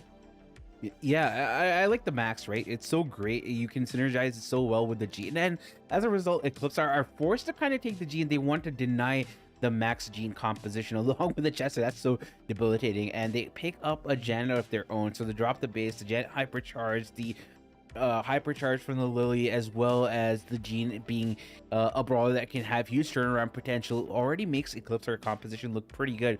But Humble have a lot of speed, they have aggression, they have out and out unmitigated damage, and now they have a way to change the flow of the game with that Ollie and the hypnosis that it can bring. Yeah, I do think that the Ollie pick makes a lot of sense. It's not going to be the best in like a burst off against the Lily, but it still should be able to get a sneaky player here and there onto the Janet, onto the Jean, and just having that HP is going to be something that they needed here. I like the Janet Jean pick a lot from Eclipsar. I feel like it gives them a lot of game-changing abilities. Obviously, if they hit a pull onto the gem carrier, that's huge. If they get a Janet hypercharge and can drop bombs on the gem carrier, that's huge. So I feel like they're going to be kind of playing into their utility in the latter half of the game and kind of relying on the Lily for that aggression early. We're going to go into game number 1 here. And already, ooh, Marco going getting the kill on a boss after getting that super. Great start from ECP there. It is tied, though, in terms of the gem line. And control-wise, Semantic has pushed back his opponent Biso on the left-hand side. He does have a range disparity where he is going to be slightly outraged, but he's doing a pretty stellar job, all things considered. Yeah, Marco's going in onto Lukey, though, barely not able to get that kill, but he's been playing this lane against Boss so well so far. Sabine gets pulled in, though, by the Ollie gadget and is likely going to fall down here. Boss picks up those 2 gems. Biso does charge a fly off of that, but the Lily hypercharge is live, able to take out Lukey. Marco's going to dip out of there with the use of the gadget, too. 5 gems on his head. He wants more, though. Maybe he was taking a tactical death there to deliver the gems to his Jean. So well played there with the Lily. Biso's going to have to take to the skies right now, trying to drop some bombs onto Lukey and Semantic. Biso is going to have to retreat, though, getting some of those magic puffs in from the Jean. The pull does connect onto Semantic, but he's going to be able to almost walk out of there with his life. Marco does clean up and take the gem, but Marco's in a really difficult spot now, using a gadget to get out of that situation here. Indeed. Ooh, Boss almost managed to get out alive there, but gets taken out by Marco. It's 75 gems here, favoring Humble Semantic up against Biso on the right-hand side. Though Biso already has his hypercharge, gets taken out, but finds the kill onto Semantic. He was so hungry for Semantic that the greed consumed him, and Luki was able to find that kill there. It's going to be a 9 gems for Humble, but split across 2 teams, 2 members of the team. Yeah, I mean, it seems like the 10th gem is going to be spawning on the side of Humble there, though, so Lukey will likely pick that up. Boss is in a tricky situation with the Lily hypercharge. Marco's second of the game, and it does connect. That's going to be Countdown switching over to Eclipsar now. Marco does need to survive, though, but Sabim has his pull. He has his hypercharge.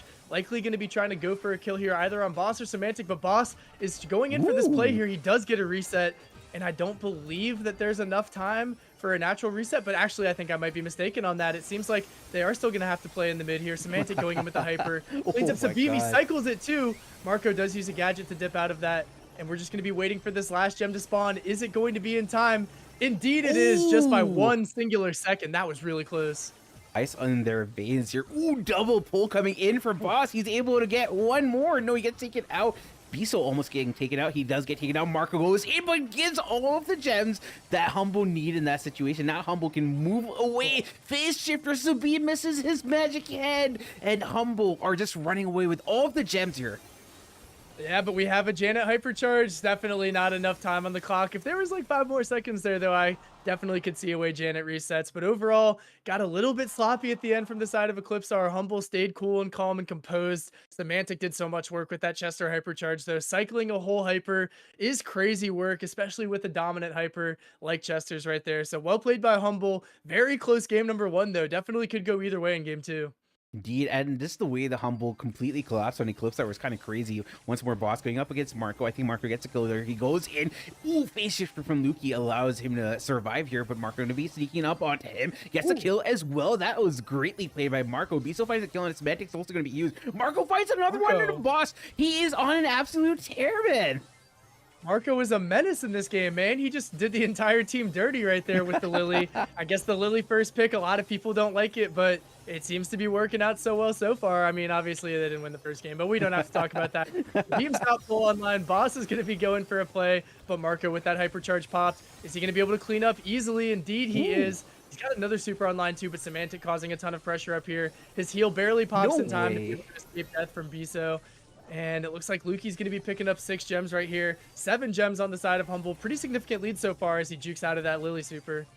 the way Semantic was able to get that heal super right when he needed it was kind of crazy. Nice kill from Luki onto Marco, along with the help from Boss. It allowed that to happen. Semantic is up against Sabine here. Sorry, Luki is up against Sabine here, but Sabine having that pull de-incentivizes Luki quite a bit. Semantic is going to get sped up here, and Boss going in. He's trying to get the hypnosis off on Sabine. He manages to connect it. Can he get the kill? He might be able to, and now Hypercharge being popped by B, so there's a face shift coming in from Luki. Luki dodging so many of these shots. He might be taken out, but the gems are going to be collected by his teammates. It's going to be split though, 9-4. So a kill from onto either Semantic or Boss is going to be enough. 12 seconds left. Marco going down. It's not that great for him. There is another kill by Luki onto Sabine. That's huge. Biso, the only one alive on his team. He's going to be taken out too. Nobody from Eclipse are even remotely close, and that is going to be game number 2 for Humble as they take the first set. Despite Marco's best efforts on the Lily, he was going absolutely crazy in the beginning of game number 2 right there, but either way, as the game progressed, the gems just continued to fall into the hands of Humble. I really do like the Max and the Chester combination right there. I feel like the fact that the Max Hypercharge helps charge the Chester Hypercharge is something I didn't really take into account in draft, but that's so useful with a brawler like Chester who has a broken hyper. It just takes a while to get, so I think the Max combination definitely did them justice. Overall, clean gameplay from Humble though, walking away with the gems in 2 consecutive games. It looked a lot closer. I definitely feel like that could have gone Eclipsar's way if they had to play it through another time, but it's going to be set number 1 going to our favorites, Humble. I'm still at a loss for words with how Luki was able to dodge those Janet shots, like the hypercharge.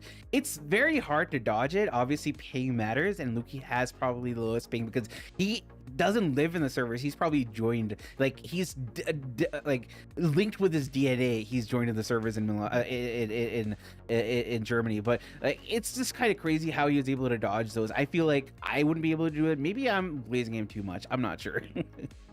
He has become one with the server, perhaps. I don't know. I mean, he played a fantastic Max that game, though. Definitely really liked the draft coming through. I'm happy we got to see Marco go crazy on the Lily, though. That was absolutely electric. He got so many kills in the beginning of that first game. Could barely believe my eyes, but that was a pretty good first set. Definitely expecting more of the same coming into set 2. Looks like we're going to have Pit Stop coming up, so that's going to be a banger. I mean, we just saw the power of the Miko on Pit Stop, so definitely a brawler I've got my eyes on here for one of the earlier picks in the draft, or probably realistically going to be banned out, but you never know what's going to end up happening here. Lily is another brawler that could show her face here. I think a lot of these aggro options are going to be hot commodities in this draft. Yeah, that's true. And I just have to mention, like, they know that they're down and out in this competition. They know that they have no path forward, but they are still fighting, and I like that, right? As a pro team, you want to be able to take every opportunity to perform at pro events, and I feel like this is exactly what you need to do as a team. It's also going to be something that they need to work towards as they move on into further competitions or whatnot. But obviously, a lot of teams just write themselves off and they just completely give up once they don't have a proper path in mind for the future. But I like the way Eclipse are approaching this. We're gonna go into our draft here on Pit Stop, Duncan. Yep, we're going to have our bans coming in hot. The Monkey does slip through bans, but we're going to see Spike, Charlie, Lou. So 3 defensive brawlers banned out by Eclipsar. Humble, on the other hand, is going to ban out Shade, Lumi, and Carl. So a little bit more on the aggro side. They also are going to first pick that Melody. And honestly, given the bans that Eclipsar has put onto the field, I feel like that Melody pick does make a lot of sense. A lot of her harder counters have been banned out already, so I really do like it. Some things to note, though, the Monkey didn't get banned, and indeed, the Monkey does get picked up early in the draft here for Eclipsar, along with the Cordelius. So they take the Monkey, they take one of the Monkey's counters. I think that the Cordelius pick makes a ton of sense, especially into the Melody there, so not surprised to see that defensive brawler picked. And with all the other defensive brawlers they banned, it seems like they did have their heart set on the Cordelius. I like this from Eclipsar. They've banned all of the best brawlers for defense. They have one of the best brawlers right now for offense to get on the objective. And they have all their bases covered. Melody, she tries to go in for a hypercharge or whatever. She's getting maybe put into the realm by that Cordelius. Draco as well, not going to be able to get that much of value. This last pick from Eclipsar is what's going to matter here. But in terms of getting to the objective, there's a clear line of sight for Eclipsar. I feel like they already won draft. Yeah, I mean, it seems pretty good for them so far, but Humble's got the Draco, they've got the Berry. I feel like the Mm. healer could come in pretty clutch here. He's also got sneaky good safe damage, so I don't mind the draft over there, but Eclipsar is going to take a buzz too. And I really do like this draft from Eclipsar. I feel like they have a clearer path to victory with the Monkey playing offense, the Cordelius playing defense, and then the Buzz kind of bouncing between the two depending on where his team needs him. I feel like it's a little bit more of a clear path right there, but Humble, if they're able to get the Melody onto the safe, along with the Draco and the Berry heals, of course, it could definitely be anyone's game. Definitely expecting a lot of base racy action Mhm. coming in from both of these comps here. It's going to be who can get that base down first. Yeah, for sure. I feel like the game plan right now, just because of the compositions that we have, is for Humble to be unbridledly aggressive. They can't afford to be passive at all because Miko is just going to go ham on that safe. And as you see, all three of them just going for that base race. They're ready to take that fight here. Marco's going to have his work cut out for them. He has to pick them off one after the other, and it's not going to be easy. He's taking out one, which is boss, but the shield's going to be down as well. But on the other side, the safe is down at 25%, and it's going down even faster. They are able to completely Golly. destroy it. That was crazy.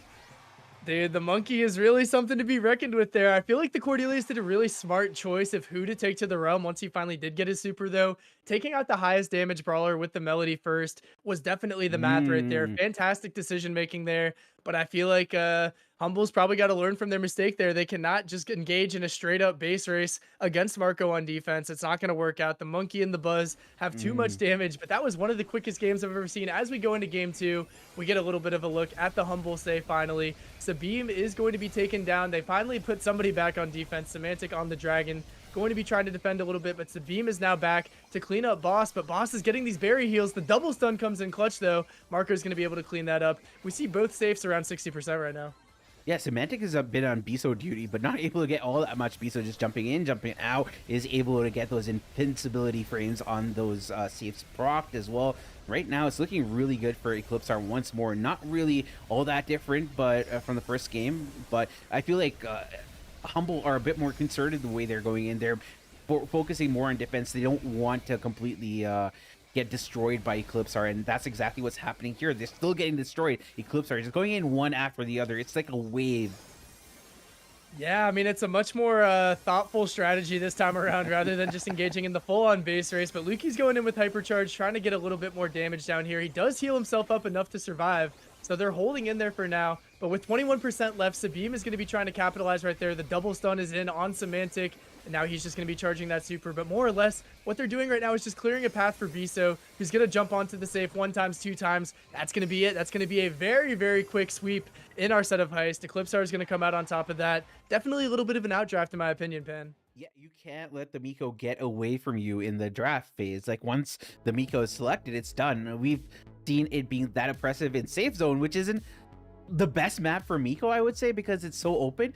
But then when you go in a map like Pit Stop, it's basically a death sentence if you don't have another brawler which can satisfy similar ideas of getting onto the objective. And it just, you had Semantic trying to go after the Miko, but what is Semantic going to go do? Miko's just going to jump over the wall, and Semantic has no way of actually competing against the Miko. So I felt like after we saw the first two, I called it as a draft for Eclipsar, and I think that going forward, you're gonna have a lot more teams just outright banning out Miko. They don't want to deal with the shenanigans. And I have to say, the changes to heist were specifically made in order to avoid this specific instance where you have teams base racing it. I feel like teams are like, that's great, Supercell, but we're still gonna double down on the base race mentality, and that's what we're seeing right now. I mean, it just adds another like 10, 12 seconds to the base race, but nothing crazy right there. Not surprised at all. I was surprised to see the Monkey not get banned out, but I feel like on a map like Pit Stop, you're kind of bound to see the base race kind of persist no matter what the heist changes. But either way, guys, we're tied up at 1-1 between Eclipsar and Humble going into set 3. We've got Brawl Ball, we've got Super Beach. Our bans are in. We've got Chester, Lou, Kenji, Lumi, and Shade all banned out, with Humble taking that first pick Fish. So not too surprised to see the Hank showing its face here. Definitely a pretty menacing brawler on most of the Brawl Ball maps that we see in competitive as of right now. Lots of walls for him to charge up that bubble behind. He's got a lot of HP, he's got a lot of utility, and the healing from that super can come in so clutch. So I like the Hank pick a lot. Definitely still are a couple of options that I think can do decently well into him, but with the Shade band, with the Lumi band, with the Lou and Chester out of the way as well, I feel like the Fish does have a pretty clear path for victory. Indeed. And I'm sorry, I got a little bit distracted. Still thinking about the last set there. I feel like that loss for Humble was a good loss because it shows them, like, in terms of stress testing the meta, where Miko stands in the meta, right? Like, imagine if they win a Brawl Cup and they discovered that after losing a set right there, right? So I think that some of these losses in third-party tournaments allows you to develop your strategy going forward. So that was a hard loss, but I feel like a lot of good lessons for Humble. We're gonna go into our draft here. Max coming out along with the Primo, and I feel like Primo, you can't really go wrong with the Primo against the Hank. I feel like he does pretty well. We have a Nita coming out along with the Jae Young. I do like the Jae Young. The Nita is a little bit of an interesting choice, but classically Nita does do pretty decently against the Primo, at least if the Primo doesn't have a jump. But with that speed along with the Primo, I'm not sure if the Nita pick makes all that sense. Yeah, I mean, it's a map that's kind of built for Nita, but I don't love the matchups all that much here. That's a brawler I didn't expect to see. A Crow with the last pick for Eclipsar. I guess they're kind of going with the anti-heal to kind of counter out that Jae Young, but I mean, Jae Young he's not only a heal brawler, he's also a speed brawler, so I do think I like the Jae Young over the Max a little bit right there.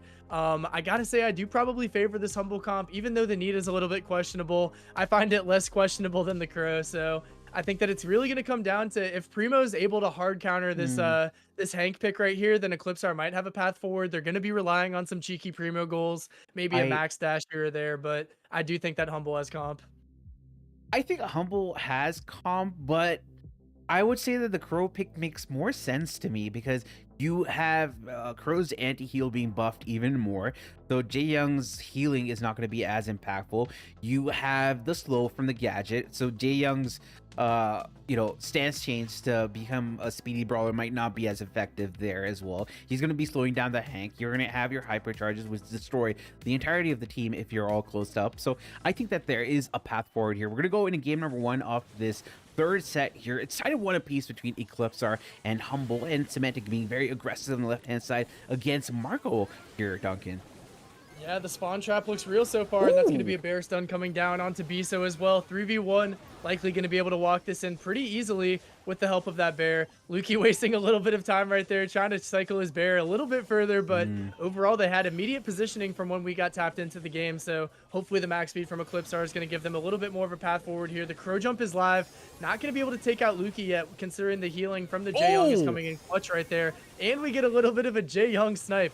So Humble survives that initial interaction right there, and they're going to be trying to move back into the spawn trap we saw them start in. It's always crazy to me how much of range Jae Young actually has. It seems like he's not going to be able to hit, and then you see these cross-map snipes here. Speed coming in, Marco going in, he goes for his hypercharge, misses the ball, and that might be costly for them. Passes the ball to Sabim, though, tries to go for a cheeky goal, but the stun is going to be there from Lukey. They get to go on Sabim, and that was a huge opportunity squandered by Eclipsar. They had a good counter-offensive going, but it didn't work out. The slows are going to be there, and that's going to be enough to take out Biso. There's going to be a jump coming in from Sabim. He gets the hypercharge off, but he's not going to be able to get any kills whatsoever. Ball's going to be passed in. That's going to be a quick Humble goal, and that's a first game within about a minute. Sorry, 2 minutes? 2 minutes, yeah.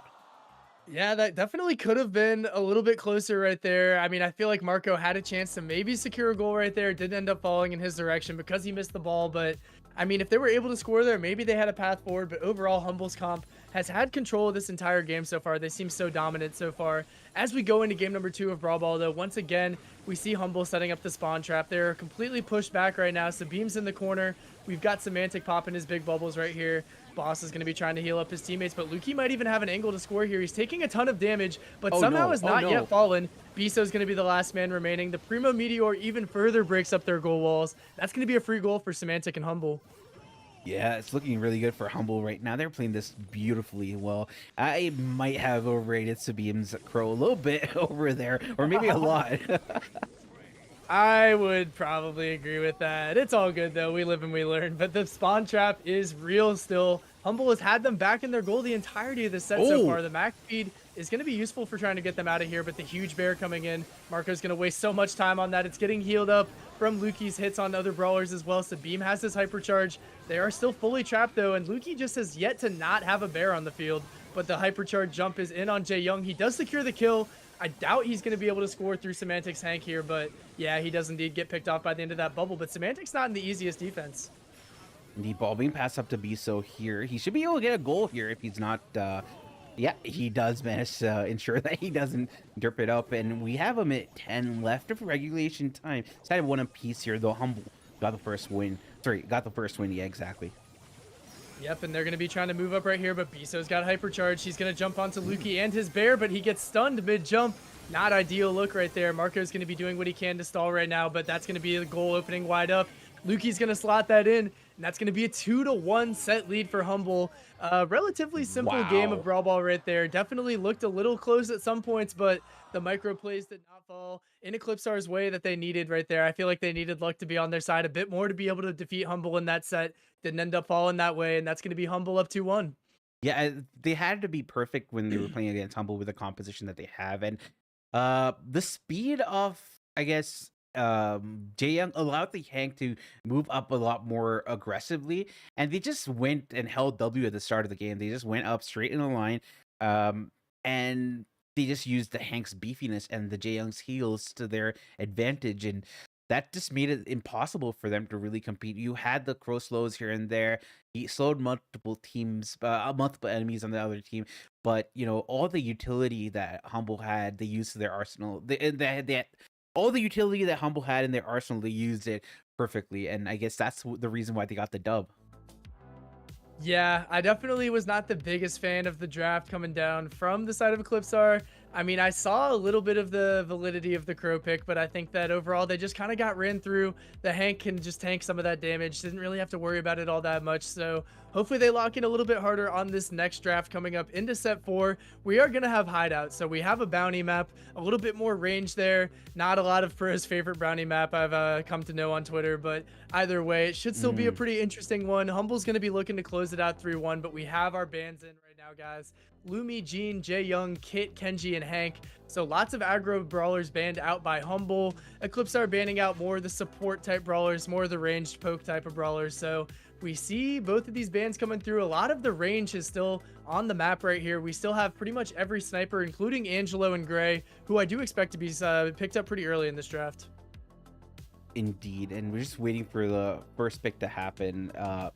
Honestly, on this map, it's such a cagey map. I feel like Humble's great in almost all of the modes, right? In all the maps, but specifically this one, it requires a lot of communication and synergy, and I feel like Humble might be able to come out on top here. But Eclipse are going for the Bell as their first pick. Quite an interesting pick, considering the fact that Gray is open. I don't know if I would go Bell that early on. I feel like Bell would be a good option to have if you are facing other long range options, considering the fact that we don't have more long range brawlers banned out. Feels like Bell early on makes it a little bit difficult. I feel like you might be pigeonholed into a strategy.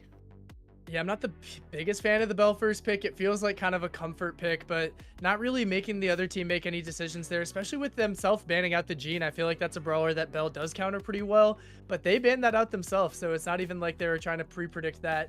Humble is going to take advantage of this with a Piper. Obviously a very, very favorable matchup, Piper into Bell right there. The 2-tap with the auto-aim gadget is pretty free for Piper right there. They also grab an Ollie, so maybe Eclipsar was kind of predicting a little bit more aggro. They want to get those Bell marks onto the field. They want to be able to get those traps out too if they have the lead, but the fact that Humble has the Ollie means that they should be more or less likely to get that blue star initially, so maybe not that cohesive of a strategy coming through from Eclipsar so far. We'll have to see if they take somebody who can get to that blue star a little bit quicker than the Ollie. The only brawler that really comes to my mind is Carl.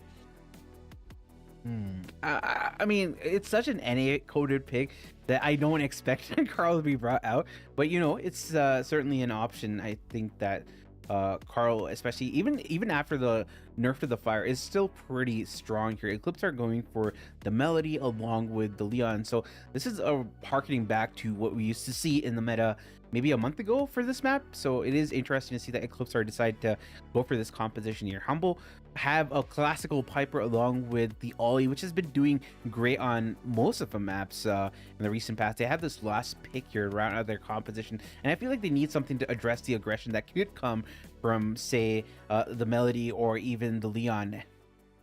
Yeah, they're really Eclipsar is really doubling down on the aggro here with two of these assassin type brawlers. I mean, they're gonna spend the beginning of the game just trying to charge those supers, but once you have a dashing Melody and an invisible Leon, it's gonna be pretty terrifying, especially for the Piper. Humble is gonna finish up their draft with a Gus, so they want to be able to play their range, not feed those assassins. I think it's a pretty solid strategy, as well as having the shield either for yourself to be able to knock away a Leon or a Melody upon dashing in onto you, or they can give it to the Ollie, kind of give the Ollie a little bit more survivability, allow him to go in for some plays. So I like the draft from Humble. I like the aggression from Eclipsar though. They're definitely trying to think outside of the box, see how they can beat this team that has been so dominant so far. But we're into set number 4, guys. If Humble wins this, they will win 3-1, and they are going to be initially grabbing that blue star. Semantic is going to be picking it up in the middle of the map, but the Melody already has dashes, and oh boy, is she doing work with it. Marco is going to absolutely clean up right there. It's going to be 2 stars as well as the blue star in the hands of Eclipsar. Beautiful stuff from Marco there to get both of those kills after Subeam happen to fall, and it's going to be a 2-star lead for Eclipsar. Semantic going in a little bit aggressive.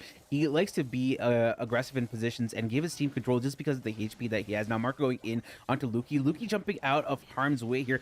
Still is pretty low. Marco forced to use his hypercharge. There goes in. He's able to find 1 kill, and he is certainly going to be jumping out of harm's way here. 5 stars to his name, along with the blue star. Yeah, Marco is absolutely cooking something diabolical right now, but he has 5 stars on his head. He can't be the one to die now, so he does have to be cautious about his future supers. He doesn't want to over-aggress there. Barely gets out of Semantic stun right there, too. So big jukes from Marco. He's doing pretty well so far. He has his dashes again. He's going to fake go onto Luki. Not going to go commit yet, though, but Semantic gets the Gus shield, and they kill Marco. That's going to be the lead going back into the hands of Eclipsar, though, as Subeam is barely able to tickle boss down. So now Humble is holding this power positioning up here. Luki has his hypercharge as well. Could go for a crazy play, but they don't need to rush yet. Still over 30 seconds on the clock. Indeed, Semantic has been marked up by Biso, and that's going to give me a little bit of pause in terms of him committing to a sort of push, but they have 25 seconds and they have no option here. They really need to, and that's exactly what they're doing right now. Luki going in with a hypercharge. He's trying to connect those shots here on a Subeam. He is managing to do exactly that here. Subeam has to go invisible, and now Marco going to go in just a little bit saucy, trying to find Semantic and push him all the way back. Semantic still has some kind of play here. He goes in, gets the gadget off. He's able to hypnotize the beam, gets the kill as well. Marco might be falling. He does. There is a trade, but it still favors Humble as they get the win here and are now on match point against Eclipsar. Barely the trade favors Humble. That was super close. I mean, Semantic did a good job getting the pressure that they needed there, kind of pinching off the Leon from his teammates. So W coordination on the play right there. Definitely a little bit stressful at the end. We saw 3 people fall in the last 10 seconds, so the trades just didn't go the way of Eclipsar, but Marco popped off so hard. I definitely still expect him to be able to make a big impact on this game, but we do have match point here for Humble. If they're able to win this one, they are going to be moving to 7-0 through our first 7 days, but Luki is trying to secure that win for them. He's moving up on the right side, trying to get some taps onto Biso, who he does have a favorable matchup against, but hasn't really been able to capitalize too much yet. Marco's going to have his super loaded up now. He's going straight for Luki, who has not yet been able to get his super. He's going to jump a little bit of an ill-advised jump too. Marco is sitting there waiting for his return. So we're going to see a 1-star lead on the side of Eclipsar. Throughout all that action, though, only 1 person ended up dropping. Indeed, and it's crazy how Marco was able to cycle through his super. I mean, he used all 3 of his supers to move around at the top, and then he found it again. Now he's going one up against Luki, once more Luki. It's kind of a repeat of what we saw last time, but this time around, Luki does manage to survive. Boss gets Semantic finds a kill on Subeam, who was invisible, and that was a little bit scary. So Luki connecting the shot onto Marco, and it's going to extend the lead for Humble by 4 stars.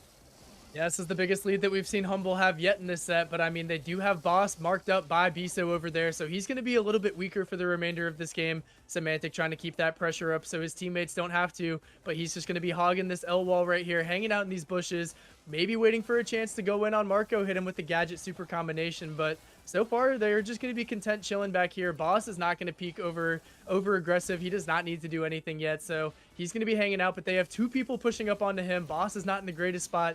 Semantic might need to lend him a little bit of assistance with only 20 seconds left on the clock. There are still going to be 4 stars needed, even more than that now, as Semantic's able to get a free pick off there. Boss might be going down, but so far it's going to be a 4-star lead. They're going to need to get some kills fast for Eclipsar.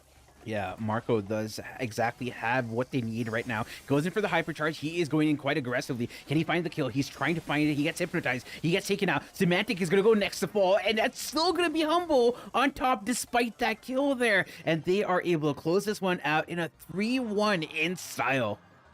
Yeah, they were going to have to kill Semantic there. He had all the stars on his head as well as the blue star, but they just weren't able to kill him without trading out. So unfortunate for the side of Eclipstar. They put up a good fight with the double aggro bounty strategy, but just ended up not working out. Humble stayed calm and they stayed composed and they stayed undefeated. Throughout 7 days, they have got 7 wins. That's got to feel good if you're a Humble fan. Yeah, for sure. I mean, their set win percentage is kind of crazy. Their game win percentage is also insane right now. I feel like them and SK Gaming are at the top right now across the regions. I wouldn't be surprised to see them, go all the way in the Brawl Cup, either of these teams, honestly, but they will face stiff competition from the other regions. Of course, you have really strong teams being fielded by NA, Tribe Gaming is kind of crazy, the erstwhile BC Gaming squad as well, and then you have the East Asia squads coming to the fore along with South Asia and the Southeast Asia as well. So a lot of different competitions coming up, and if you aren't aware, go to event.brawlstars.com to see all the future events. I believe Brawl Cup's going to be in a few days, maybe a few weeks, so make sure to tune into that as well. Yeah, definitely a lot of good Brawl Stars coming up here, guys. We've got our last of the free gems for today, but I mean, Humble put on a show today. Unfortunately, we didn't get to see SK put on a show as well, but those two teams are going to be sitting at the top of our bracket and just kind of looking forward for our playoffs. I know we've got some time before the LAN, but I still am super excited about it. But we're going to have Humble securing the 1 seed. It's going to be SK in that 2 spot. Their only loss throughout these entire 7 days of games was to Humble themselves. So those are going to be the 2 teams at the top. We have Totem filling out the 3rd spot and Team Heretics sliming into that 4th spot today. So we'll have Humble versus Heretics and Totem versus SK. Should be 2 absolute bangers right there. But I mean, Heretics has got to be a little bit nervous after watching how dominant Humble has been through all 7 days of League. Yeah, I mean, it was kind of crazy. And just looking at it, they're what, 7-0 at the top. They've beaten every other team in this league here, and that is kind of crazy, especially consider the fact that SK Gaming is also there. SK Gaming with a 6-1 scoreline. The other 2 teams that have qualified for the LAN event are going to be Reply Totem at a 5-2 win-loss, and Team Heretics with a 4-3. So Team Heretics have finally undone the curse that has been haunting them and been chasing them throughout the year. They make it to their first LAN event in a major tournament. And Inner Circle, Eclipstar, Ping Abusers, and Reverso Gaming are the 4 teams which unfortunately will not be moving on in this competition, and we say goodbye to them today. Very, very sad goodbye to Inner Circle, Eclipstar, Ping Abusers, and Reverso. A lot of teams that I personally didn't know a whole lot about, but they impressed me in their own ways throughout these games. So hopefully it's not a goodbye. It's a see you later for all those guys. Fantastic days of games throughout the first 7 though, but looking forward to seeing those top 4 teams compete in the LAN. Obviously the tension is even higher when you're sitting right next to your opponent there, so should be pretty electric. We're gonna have to see which team steps up to the plate. The mind games are gonna be running rampant, and especially with guys like Semantic up there, so looking forward to that. Should be pretty electric. Yeah, these 7 match days that we've had have been pretty interesting. We've seen a lot of highs, a lot of lows as well. One thing I need to mention is Ping Abusers. This team, especially with Yannick captaining them, has managed to put them in a lot of third-party tournaments at the later stages of the tournament, and I feel like that needs to be looked at. I feel like a lot of teams that are looking to draft good players to their roster and go from like a lower level to a higher level, probably Yannick is somebody that you want to look at in terms of drafting for your squad. So maybe I'm a little bit biased, but I think that he's shown us repeatedly how dependable he can be on rosters, especially with Ping Abusers and FA Sniggets with another tournament that he was a part of. But anyway, I want to mention thank you so much to everybody who's participated in the tournament, all the pro players, the viewers for showing up, because without you guys, we wouldn't even be doing this, right? Supercell for sponsoring, and letting us set up this tournament. Obviously owns other sponsors as well. Thank you to the management team, the advertising team, the admin team, and the people who work behind the scenes for all of the work that they do, because you guys get to see this beautiful production, but there are so many people working behind the scenes to make this event a possibility and make this event a success. So thank you for all your patience, and thank you for trusting us with putting on such a show for you guys. Definitely, man. Special shout out to the players, man. I know that it was not the highest of stakes today, but everybody still came out and gave it their best. So I really appreciate all the players giving us these amazing games to talk about. Shout out to the viewers as well, man. Couldn't be here without you guys. So I hope you guys enjoyed all 7 of our days of commentary. And then my last shout out's got to go to none other than the GOAT Pan. Guys, use code PAN in the shop. Keep on tuning into all of Pan streams. We make a dynamic duo. We'll be back casting more tournaments in the future. So appreciate you guys all for tapping in. If this is the first that you've seen of me, thank you for checking out my stuff as well.